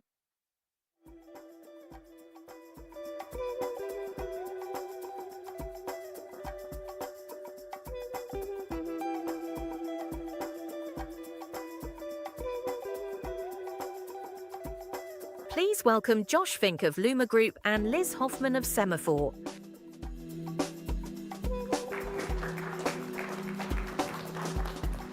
Hi, Josh. Liz, Thank you for coming. thank you so much for having me. All the way Good from afternoon. New York. Welcome Far to Washington. journey. Yes. For you too. I did the same trip. Yeah. There's a sense, I think, and maybe it's just mine, that the sort of general use LLMs are going to consolidate or be commoditized in some way, and that a lot of the value that we're seeing in AI is going to be in these professional, specialized things, of which biotech obviously is one. Can you talk a little bit about what you're seeing in the drug discovery process, how you think it fits into the LLMs that are being built, and kind of the AI that we all sort of interact with, but this is a totally different kind of engine? Absolutely. I think on one hand, the impact of AI on drug discovery, on drug development, will be absolutely transformative. But I think we have to take a step back and fundamentally understand biology and the constraints of biology as it relates to large language models. Large language models are incredible when it relates to human language, and they're incredible for organized data sets. But in your body at any given second in time, there are trillions of data points, and the cells in your body do not speak human language, and they're inherently very disorganized. So I think you need a machine learning tool and tools that inherently work with biology, understand biology.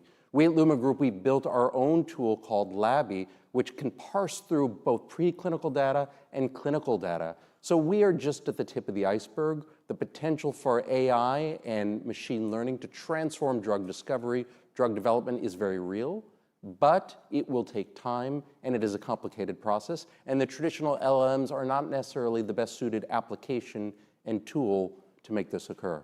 Are you playing more in the drug discovery place or the commercialization, clinical trial, manufacturing, sort of further down the line? What's your sweet spot? I mean, our sweet spot is to invest in companies where there's copious amounts of preclinical data. So we're not a grant organization. We're not looking to invest in raw science. But we want to find incredible, transformative, game-changing science where we can invest, lead the round, be the first or second largest investor, syndicate out the round and bring in pharma partners to be with us alongside the journey, be on the board, have good governance rights, and at the end of the day, fund the company to go into clinics, to go into humans, and at the end of the day, create a first-in-class or best-in-class new therapy or diagnostic that really meets large unmet medical needs and is able to be transformative for the standard of care.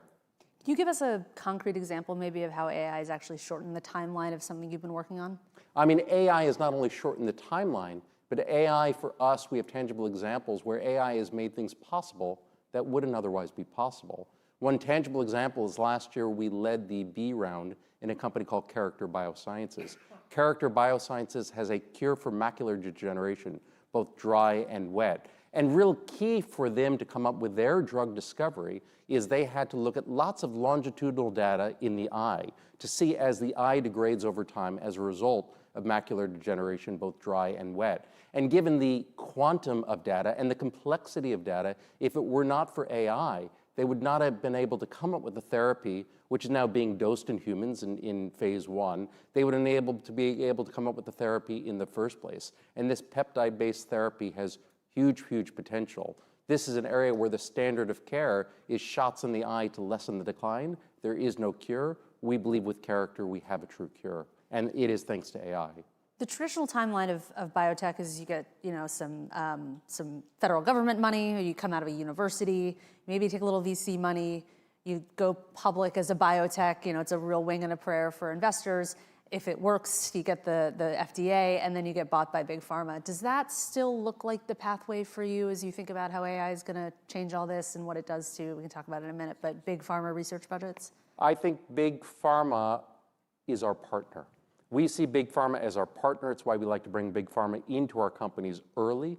Big pharma, if you look at it, they have an IP issue. Big pharma is incredible when it comes to sales and marketing, but big pharma needs biotech to help them with drug discovery, and they're really good at drug development, at being our partners for drug development. So we've seen in areas of big unmet need, big pharma go earlier in terms of partnerships, in terms of acquisitions.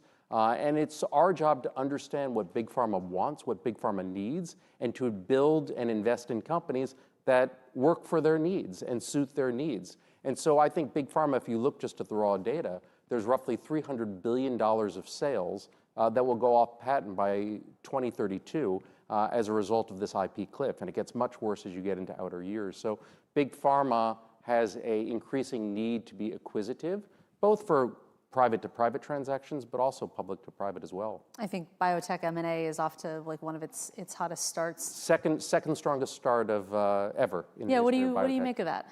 I think a few things. One, cash on balance sheet as a result of GLP-1s is very, very high. They have to spend all that Ozempic money somewhere? There's a lot of cash, and what do? They have to reinvest it. They have to reinvest it in their pipeline. I'd say, secondly, you had an ice age. During the COVID period in 2020, 21, there was so much capital being thrown at biotech writ large, and a lot of bad investments were made, overvalued investments were made. If you look in 2022, the biotech index went down by over 75%, and it became a nuclear winter. No one wanted to touch anything. The IPO market closed, M&A stopped for a while. So now we're seeing that catch up. We're seeing the catch up as this ice age, this nuclear winter is unfreezing, and M&A is playing a catch up to where they need to be because of this IP cliff. I mean, GLP-1s, we've probably hit at them, 15 or 20 panels in one way or another this week. Just seemed like a miracle drug. Also a fascinating commercial opportunity, though, great for Novo Nordisk, and then they wrote it down. Obviously, Eli Lilly has caught up. Without kind of weighing in on the specific drug, is there a lesson that the industry is taking away from this particular product, do you think? I think, to me, the greatest lesson is, of course, coming up with completely novel solutions is extraordinarily important. But we also have many things that are off the shelf where we understand the safety profile that we can repurpose for other things and other unmet needs. And when you go through clinical trials there, you already know safety, so it's just a question of efficacy. I think that's one of the greatest lessons learned. I think the other great lesson learned is where there's need and demand, there'll be huge uptake. There'll be huge uptake on a global basis. You think we're just going to put it in the water like fluoride? It's possible. Is that it's really possible. the risk to the industry? It's possible. A lot of AI is a black box that we just see all the time. And are you okay with a world where AI science cures a disease, but we actually don't know why or how? Well, I'd say two things on this. We are already okay with this world in medicine. There are so many medicines, especially if we think of neurodegenerative disorders, where there are therapies out there where we don't actually understand why they work, what is going on at the molecular level. But we know they do work, and we understand their efficacy and safety profile, and we're okay with that. We think of the brain. We understand less than 1% of why the brain functions. We don't even know, and we can't answer scientifically why we sleep. We know if we don't sleep, we end up dying. We have huge physical ailments. We have mental ailments. That's a lot of Semafor staff this week. But we can't even answer that question. So I think it will be no different in an age of AI, where there will be many things invented, but we don't actually understand what's going on, but we do understand safety and efficacy. Is that patentable? You are a for-profit firm. There's a lot of money to be made here. What is the line between what AI cooks up and what humans cook up? And do we have to know how it works to file a patent? I sure hope so. There's one thing that America is incredible at, and it is our IP system. And it helps people take risks, but have the rewards for the risks they take. And to take a drug, to be able to discover a drug, to be able to take a drug through development, it takes a lot of time, a lot of patience, and a lot of capital. And if there's not a potential reward at the end of the day, because of the lack of IP around it, you're not going to be having people take that risk.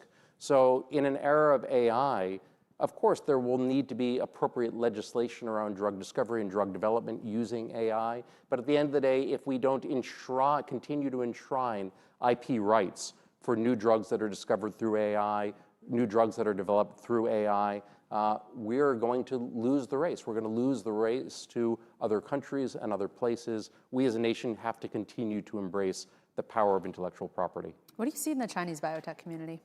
So China's doing an incredible job catching up. China went from doing everything on a Me Too basis and basically copying us and doing things cheaper, faster, better, to now there's true de novo innovation actually happening in China. Of course, there are still a lot of questions around integrity of data and other things, but this is a national priority for China, and they are catching up in a really, really big way. I would say this becomes a national security issue for the United States. We are still the undisputed leader in biotech development. We are the undisputed leader in terms of the capital availability for biotech. We cannot lose this race. We cannot lose this race to any other place around the world, including China.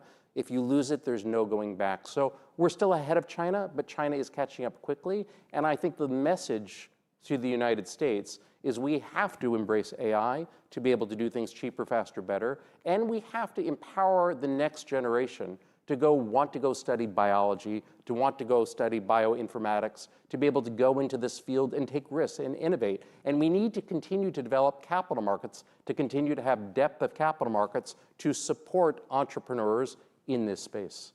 We also told a generation of kids to learn how to code. Is there a point at which some of the underlying science becomes pretty bad advice? Absolutely. Absolutely. Like, what's the shelf life of a biology degree? I think it's, at the end of the day, I think we need to see AI as a tool.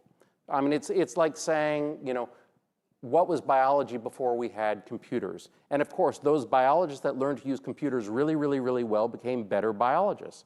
And those biologists, those young students who are studying biology and getting their PhDs in biology today, they'll be better biologists if they use AI as a tool to empower them. And so it's great AI, it's great biology knowledge combined with great AI usage. These will be the greatest biologists of tomorrow.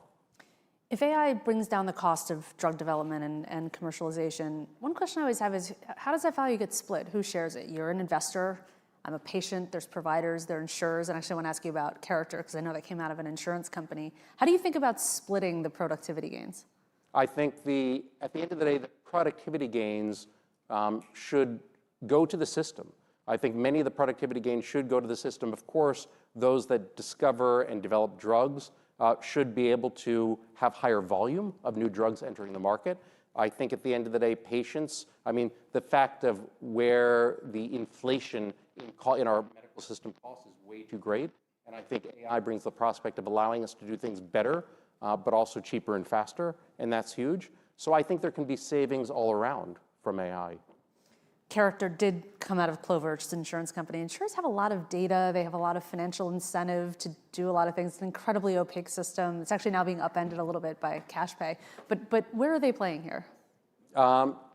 We are just scratching the surface. They are huge repositories of data inherently. And our sense is that there is so much more that they can be doing, so much more we can be doing to partner and plug into these repositories of data. We hear a lot about AI slop in content. What is the risk of AI slop in drug development? What is the garbage in, garbage out problem? It's huge. It's huge. And that goes back to the fundamental LLM question I mentioned. It is very hard to discover a new de novo drug through AI because it's a data problem inherently. It's a data problem. So you really have to get high efficacy of data. You need diversity of data. You need longitudinalness of data. It's a huge, huge problem. But at the end of the day, if you have a data problem that has bad outputs, your preclinical studies are going to be really, really bad. You're saying You're not there's even a going to get real-world to check on this in a way that there Absolutely. isn't a real-world check on like whatever's on social media. It just goes into your eyeballs. Quickly. Well, you won't get there because fortunately we still have a robust preclinical process. And that robust preclinical process will tell you if you come out with things that are not efficacious, you'll learn very quickly. If we look 5 years into the future, what is one disease that you think will be effectively solved? I think if you look 5 years in the future, I think we will make massive progress for many diseases, for oncology, autoimmune disease, for various ocular diseases. Sadly, I think the final frontier for therapies are neurodegenerative disorders, Alzheimer's, dementia, other things. Our need here is so great. And with an aging society, these are diseases that will inflict every human on Earth if they live long enough. But the problem is so hard, yet the need is so great. So my greatest hope, my greatest desire is we can eventually create real therapies for neurodegenerative disorders. But it's hard. We'll have you back to talk about it. Thanks so much. Thank you so much, Liz.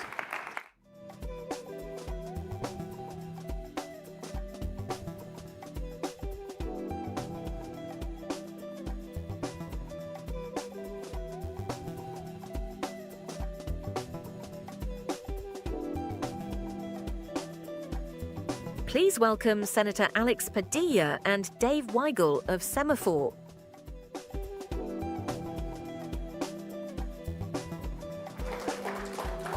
Senator. All right, let's talk about the world's fourth largest economy. So you're a senator from California, senior senator from California. You're not the governor of California. You're not running for that. Do you have any regrets? No regrets, because I get to represent not just the great state of California, 40 million people, the fourth largest economy in the world, here in the United States Senate. The federal treasury wouldn't be what it is without the contributions of California. And by the way, I always enjoy making this plug. It's not just 40 million people, the most populous state in the nation. It's also the most diverse state in the nation, home to more immigrants than any state in the nation. And so the success of California and its economy would not be possible without recognizing and valuing the contributions of so many in the immigrant community. not just as workers. People are quick to point to immigrants as key elements of our workforce in critical and essential sectors, but also significantly as consumers and as entrepreneurs. So I think for those leaders in the business community, you already recognize that, you know that. I wish it was better appreciated and respected here in the halls of Congress.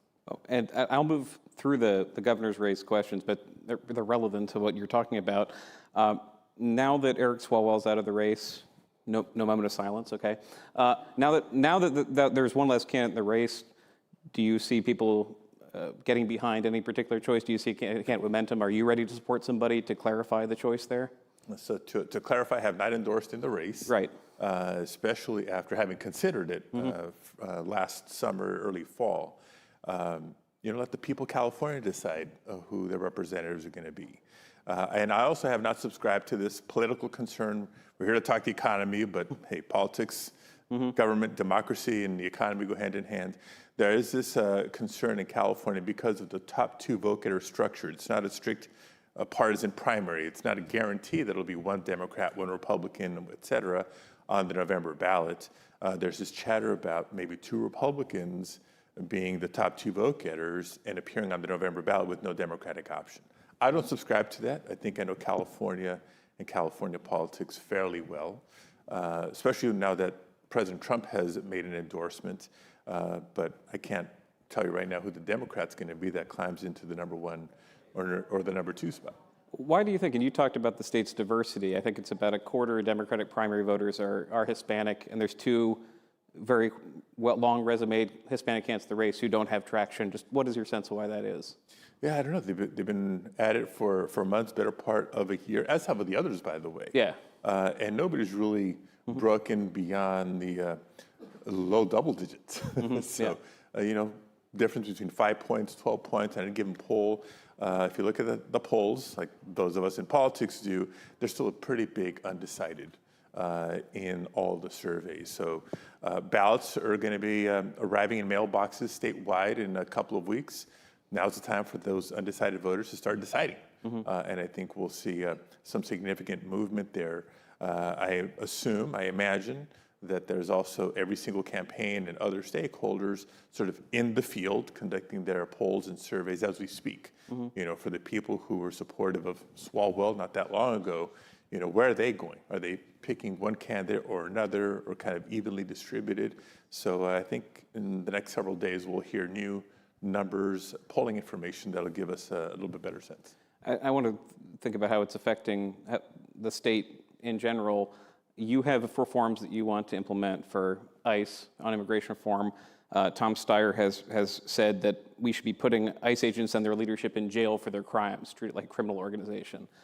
Is that incorrect? Where do you differ from that idea? No, look, so I'm in the Senate, and through the lens of the federal government, there is a reason that the only department in the entire federal government that does not have an approved spending plan for the fiscal year that we're in, more than halfway through already, is the Department of Homeland Security.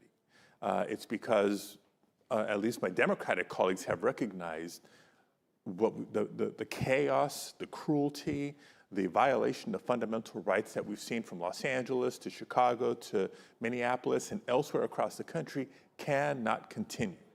The same laws and policies that apply to state law enforcement across the country and local law enforcement across the country, but doesn't apply to ICE agents and others conducting immigration enforcement operations, that makes no sense. And so we're not going to sign off on a budget for the Department of Homeland Security until we put those in place. Republicans would rather continue a partial government shutdown than work with us on that. And let me be even more precise. We're more than happy to fund the Coast Guard, fund TSA, fund FEMA, fund our cybersecurity agency. Let's focus on ICE and CBP specifically with things like requiring judicial warrants, with things like body cameras, with things like no masking yourself and not identifying yourself and coming out of an unmarked vehicle to conduct these operations in communities across the country. But Republicans don't want to engage in that. So that's what we're talking about. It's not just accountability, but smart on smart law enforcement policies that have been proven effective and successful across the country, both for the safety of the general public and for law enforcement agents, by the way. So that's sort of where we are. So you wouldn't call it a criminal agency the way he's describing it? I mean, I haven't heard specifically what he said or how it's being portrayed. All I know is, yes, we are a nation of laws. If you abide by the rule of law, you have to respect the Constitution. I know administrations change from time to time. Our overall immigration system needs to be modernized, no doubt. But in the meantime, how you implement the law, how you enforce the law does matter. And the way we've seen it for the better part of this last year is not acceptable. When this administration's over, if Democrats take back power, how much do you want to go back to the Biden the Biden immigration policies? I'm interested in the impact on the economy because when he was president, you were critical of the compromise immigration bill that he got behind, the changes he went back to. Do you want to snap back to what Biden had in place in 2021? No, like I said just a second ago, our entire immigration system needs to be modernized, but it's become. I just mean on the enforcement part, not on the citizens. No, one of the key issues that gets real controversial or real uncomfortable for a lot of people real quick. When I stop and think and start to begin to break it down, yes, everybody agrees, Republicans and Democrats alike, that we need a secure, orderly, and humane border, number one. Number two, for people who want to come to the United States, not everybody who wants to come should automatically be able to come, but we have these mechanisms, whether it's student visas, whether it's work visas, whether it's tourism, whether it's any other purpose. Our laws and our systems are so old, they're either ineffective or the wait times are just way too long, and that difficulty in coming through a lawful mechanism creates pressures for people to find a different way. So we need to fix that. But what tends to get too quickly forgotten in these conversations is the literally millions of people who are in the United States, undocumented, many of them, by the way, who came lawfully initially and maybe overstayed a visa or something along those lines. They deserve better than to live in the shadows in constant fear of deportation if you're otherwise law-abiding. People have been here for years, if not decades, working, paying taxes, raising families, buying homes, starting businesses, et cetera. There's got to be a way to take a step towards legal status. And the federal government should be focused on targeting the truly dangerous, violent criminals that Donald Trump talks so much about. But what they've been doing through this administration in practice is anything but. So, we have to modernize the system as a whole. So I want to look forward, not backwards. What's the economic impact of what the administration is doing? California particularly, but the country. Do you think this is depressing the economy, the focus on deportation across the board? You came here on a student visa, you've been not committing a crime for your entire life, and you're out. Yeah, look, no doubt. And I mentioned it, the economic contributions of the immigrant community is, yes, as workforce, also as consumers, and as entrepreneurs. When the SBA is saying, okay, only citizens can be eligible now for small business assistance or loans, that's stifling economic growth. That's stifling the economy. When DACA participants, right, the dreamers that we talk about, when their renewal applications are intentionally being delayed, the fees that they submit as part of that application is quickly being deposited, but when their renewal applications are not being processed on a timely basis and their protections lapse, they also lose the ability to work while they're here. So all of a sudden, they're without an income, their family is one less breadwinner, their employer has workforce uncertainty. You saw the mass deportation, not just the cruelty, but the numbers, in sectors of the economy that, oddly enough, the first Trump administration deemed essential during the COVID-19 pandemic. We're talking about agriculture, the food supply chain, transportation, healthcare, right? That's a big focus of today's summit. So many workers in these key sectors of the economy during the pandemic were deemed essential, and now they've become the target of this mass deportation agenda. Mm-hmm. It's wrong-headed. When I've been in a number of communities across California, every time I get back, I do talk to business owners who say, not only are there workers who are sometimes fearful of coming to work because of a potential of an ICE raid, their customers are maybe afraid to come to work. And it's not just businesses, by the way.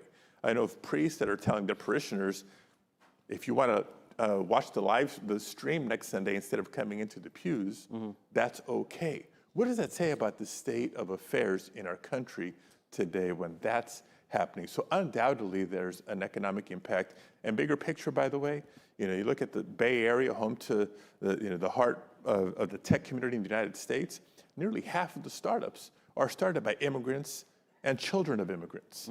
So yes, whether you recognize it or not, whether you feel it today or not, cracking down indiscriminately on the immigrant community is going to deliver economic pain to our country. I have a couple more questions about the way the administration is interacting with California, affecting it. The other day, Kevin Hassett said, asked about gas prices and how they're up because of the war in Iran.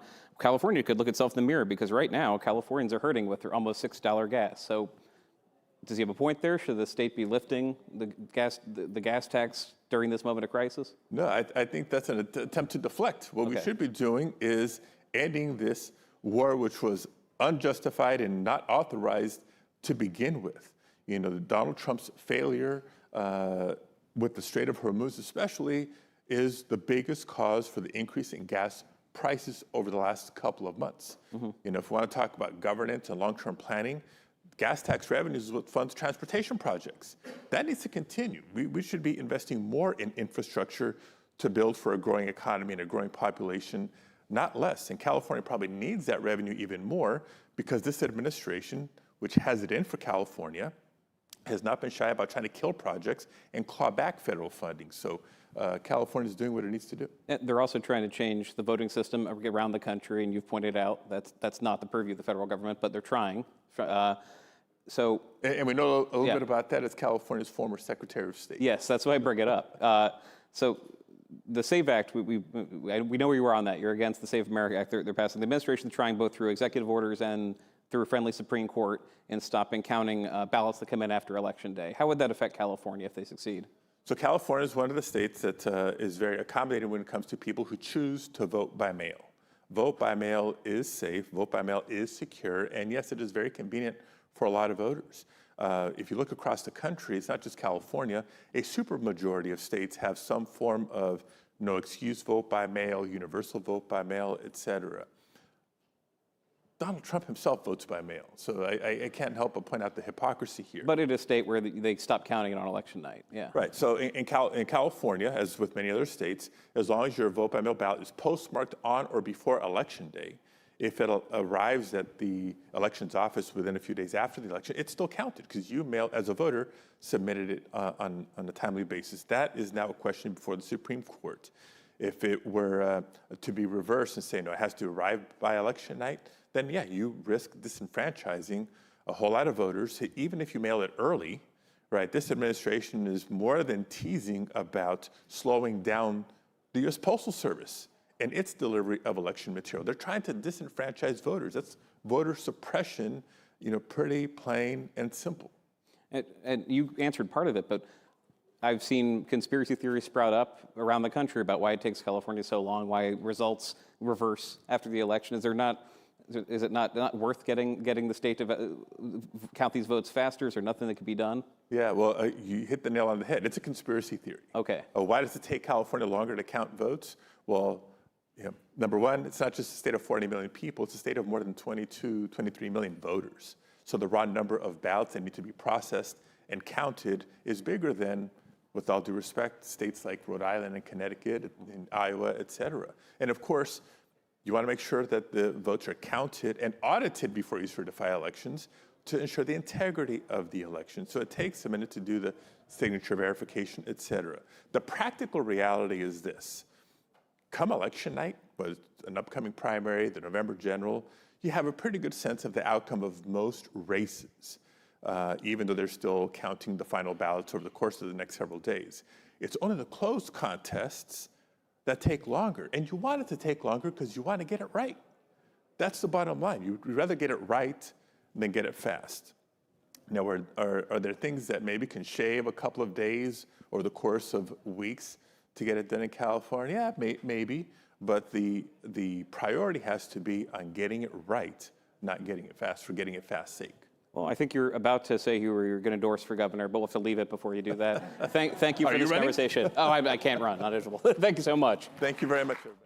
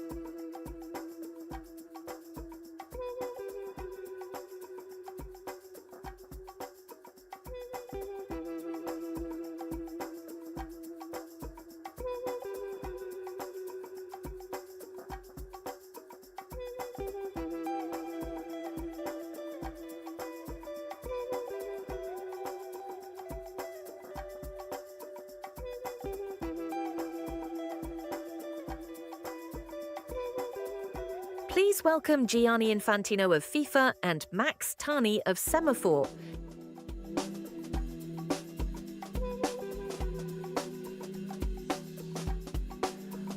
This is nice. You know, not every guest brings a prop with them, and this is a pretty good one. This is the ball that's going to be that we can look forward to seeing a lot of in the next few in a few months, right?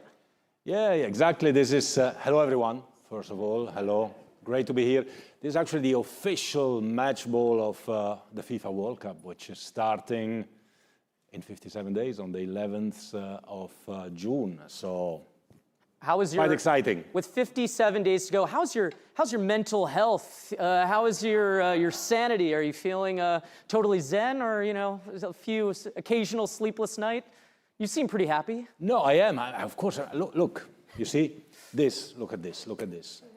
But you're ready to catch? Yeah, come on. Somebody's got to take it. There we go. Okay. That's a nice keepsake. Look at this, yeah? Throw it back, throw it back. It's for him, I promise. Thank you, yes, exactly. I promised it to him, so he's nice to me, that's why. Yeah. If the interview goes poorly, you can give it to somebody else. But you see, I look happy exactly for this reason, because this is not just a ball. It's not just an instrument to play a sport. It is actually a magic instrument. It's a magic tool that transforms people in happy people. You give a ball to a child, to an adult, the face is changing, right? Right? Feel the childlike happiness. Exactly. Yeah. So as president of FIFA, I can only be happy, of course, for all of this. Well, I'm looking forward to this. Is really great. Yes. So, we're obviously here at the convening of Semafor World Economy. We're really focused on the biggest questions facing the global economy. Beyond the World Cup itself, which is going to be played, I think everybody in here knows, it's played here, Canada, Mexico. What is the real lasting economic impact of hosting the World Cup? Like, how do you make the case to a skeptical government or official or a finance minister that it's worth the investment? Well, I think, you have to imagine that the FIFA World Cup, an event like the World Cup, is much more than a sporting event or a social event or a show. It has an incredible impact. If we look just at the economy, the economic impact globally of the World Cup is $80 billion. It's 900,000 jobs. Only in the US, it's 30 billion and almost 200,000, 185, 190,000 permanent jobs. But beside that, there is a big global impact as well. There will be 7 million people in the stadiums. There will be millions and millions more coming to the US, to Canada, Mexico, just to feel the vibe of the World Cup, just to be there. There will be 6 billion people watching all over the world these 104 games. So just imagine, the biggest game in the US is the Super Bowl. So this is like 104 Super Bowls in 1 month. Yeah. And we play in 11 cities in the US, 3 in Mexico, 2 in Canada. So the impact will be massive at the outset for the World Cup. And then, there will be something magic that happens like the magic when you throw the ball to the public that everyone smiles. We will. I give this warning now to everyone. We will conquer America. America has never been conquered by anyone. Now we will conquer America because the soccer fever or the football fever, as we call it, will take over. When people realize how big it is, they will all fall in love. Well, I want to kind of ask about that. You know, the World Cup is obviously a huge opportunity for the growth of soccer in the United States and Canada, which are two of maybe the only countries in the world where soccer isn't the biggest sport already. Is just bringing the World Cup here enough to grow the sport, or is there more to it than that? No, it's certainly not enough to bring the World Cup in order to grow the sport. Also because we grow our sport as well by coming here and by learning a lot of what American sports do to commercialize it. I mean, it's quite interesting if you look at the entertainment industry and professional football or professional soccer. We should maybe clarify that as well at some stage, but I can do that later if you want.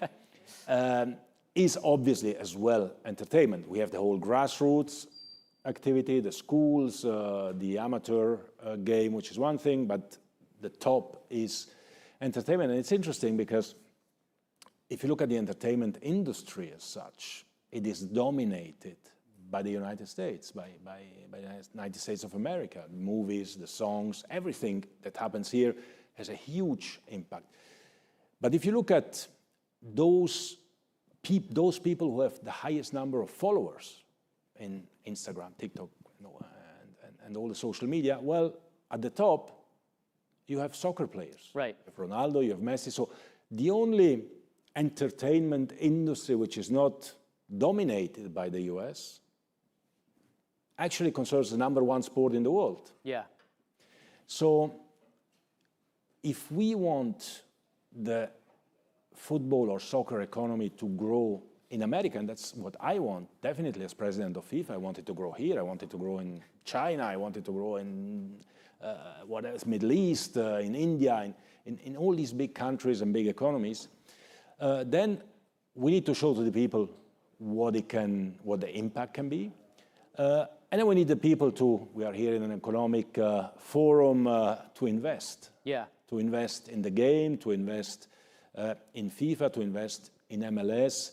And the potential for growth is actually massive, because if you look at the global football economy or soccer economy worldwide, it's around $300 billion, right, in a year. So it's pretty big. Pretty big. Yeah, it's a large number. But the interesting aspect of that is that 70% of that is generated in Europe. Mm-hmm. Now, the European GDP is probably closer to 7 than to 70%. Yeah. And this shows simply the huge potential that there is around the world. The US contributes to this economy only with around 3%. Yeah. So it's pretty easy to imagine a huge growth if the right investments are done. Just something that you said a second ago, you talked about, wanting the World Cup to be a major cultural event here in the United States. I mean, can you give us a little tease? Are you guys planning anything? Do you want to break any news here? Are you planning anything special? Any kind of, integrations with sports celebrities who are already big here? Anything that you can tease that people might be excited about?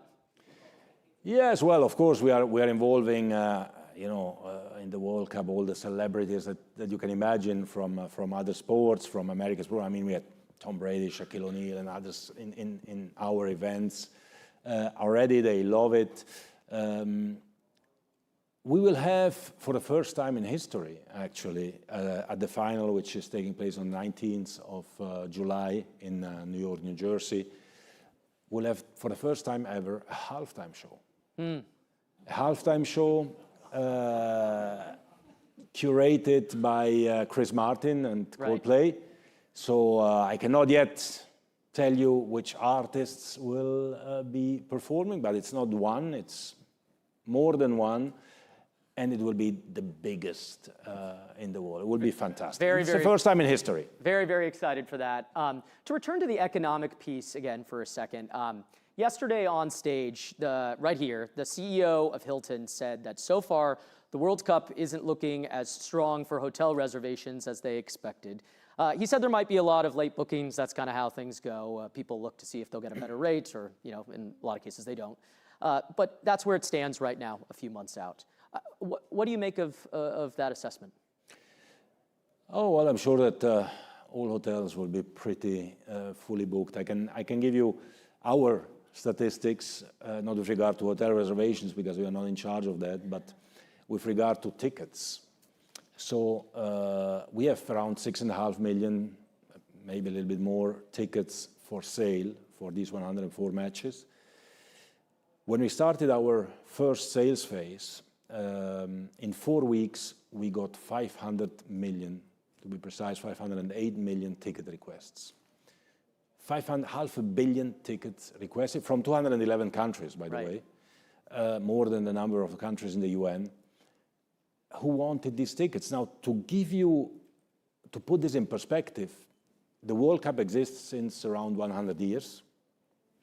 In 100 years of World Cup, FIFA sold around 50 million tickets. Here, in 4 weeks, we had a request for 500 million tickets. So it's like 1,000 years of World Cup in terms of tickets could have been sold.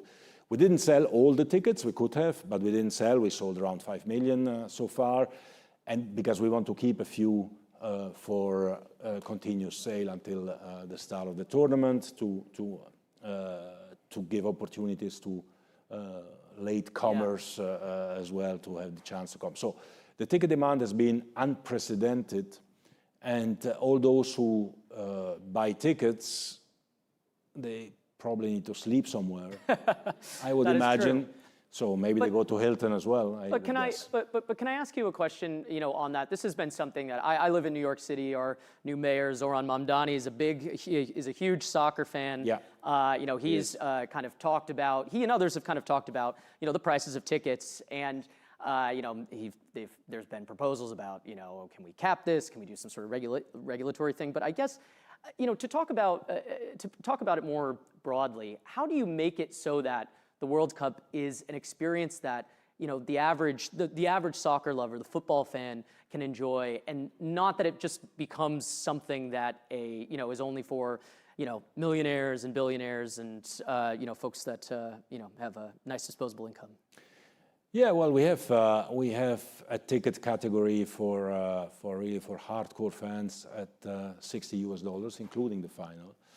Of course, there are tickets if you want to buy a skybox in the final. This costs a few $10,000s as well. So there is a little bit for everything. But you must bear one thing in mind: the main and so far the only revenue-generating event for FIFA is the World Cup. Right. The World Cup takes place 1 month every 4 years.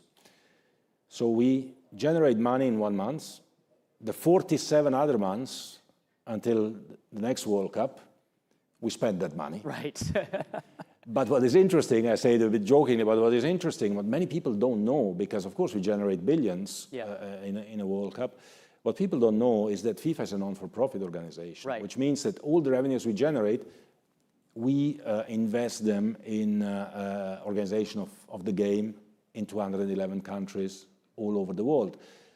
3/4 of which probably would not be able to have organized football without the grants that we can give them, thanks to the World Cup. So we always try to find the right balance.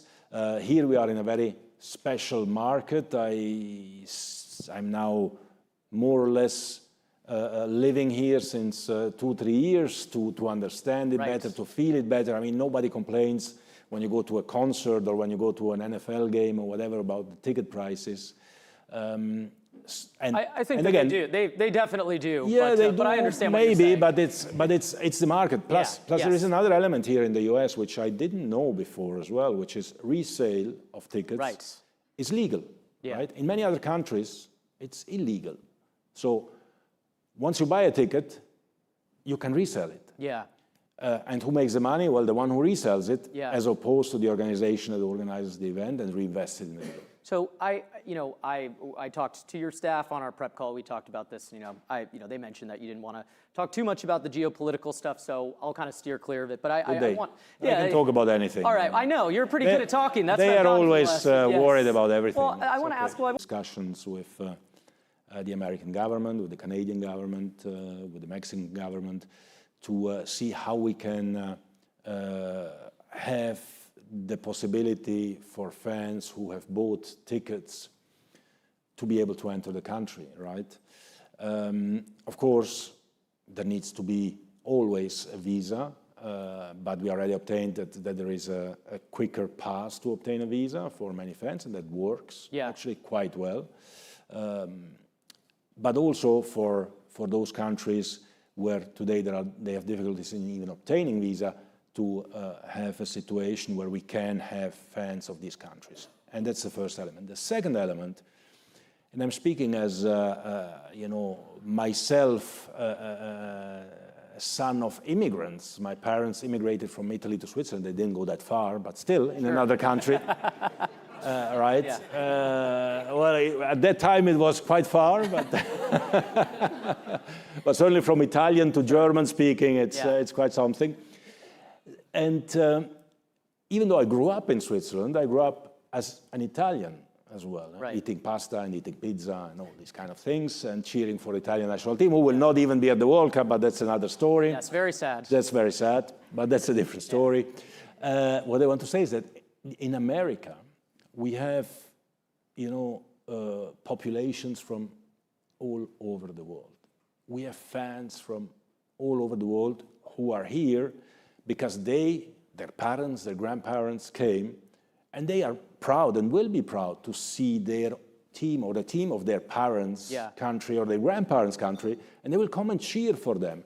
And they have this one opportunity, because the World Cup is now here, next time it will be here, it will be in 50 years from now, I don't know. Now they have the opportunity to come and feel that pride of their country. So we're already way over time. I'm getting the blinking light here, but because you're actually the last, because you're actually the last person, I believe, on that stage, we can go a little bit longer. I have just one kind of last question for you, which is, a few months ago, right down the street, you gave out the first inaugural FIFA Peace Prize to President Trump. I'm curious, is that going to be, it made a lot of news, obviously. Is that going to be something that you guys are going to do annual? Yeah, yes, exactly. Is that going to be something that you guys are going to do annually? Yes, definitely. Okay. Definitely. And I mean, if, for example, Trump manages to create a ceasefire situation or a permanent ceasefire, I mean, is he eligible to win it again? Senator Alex Padilla was asking, was lobbying for it as well, it seems. It seems like a lot of people want it. Yeah, a lot of people want it. A lot of people want the Peace Prize. Well, what we say is that our sport unites the world. So we will have, you mentioned it before, we have Iran. Iran will play in the World Cup. Yeah. And Iran will play in the World Cup in the United States of America. Now, of course, I hope, and probably everyone hopes, that the situation by then will be calm and that there will be a peace, or at least some sort of peace, because this will obviously help. But I believe that we need competitions, events that bring people together from all over the world to unite people, to make people exchange with each other. And if every bridge is broken, well, we want to keep that bridge open, and we want to promote unity and people coming together. Well, thank you so much, Gianni. Really appreciate it. We're so looking forward to the World Cup. Thank you. Thank you for being here. Thank you so much. Thank you.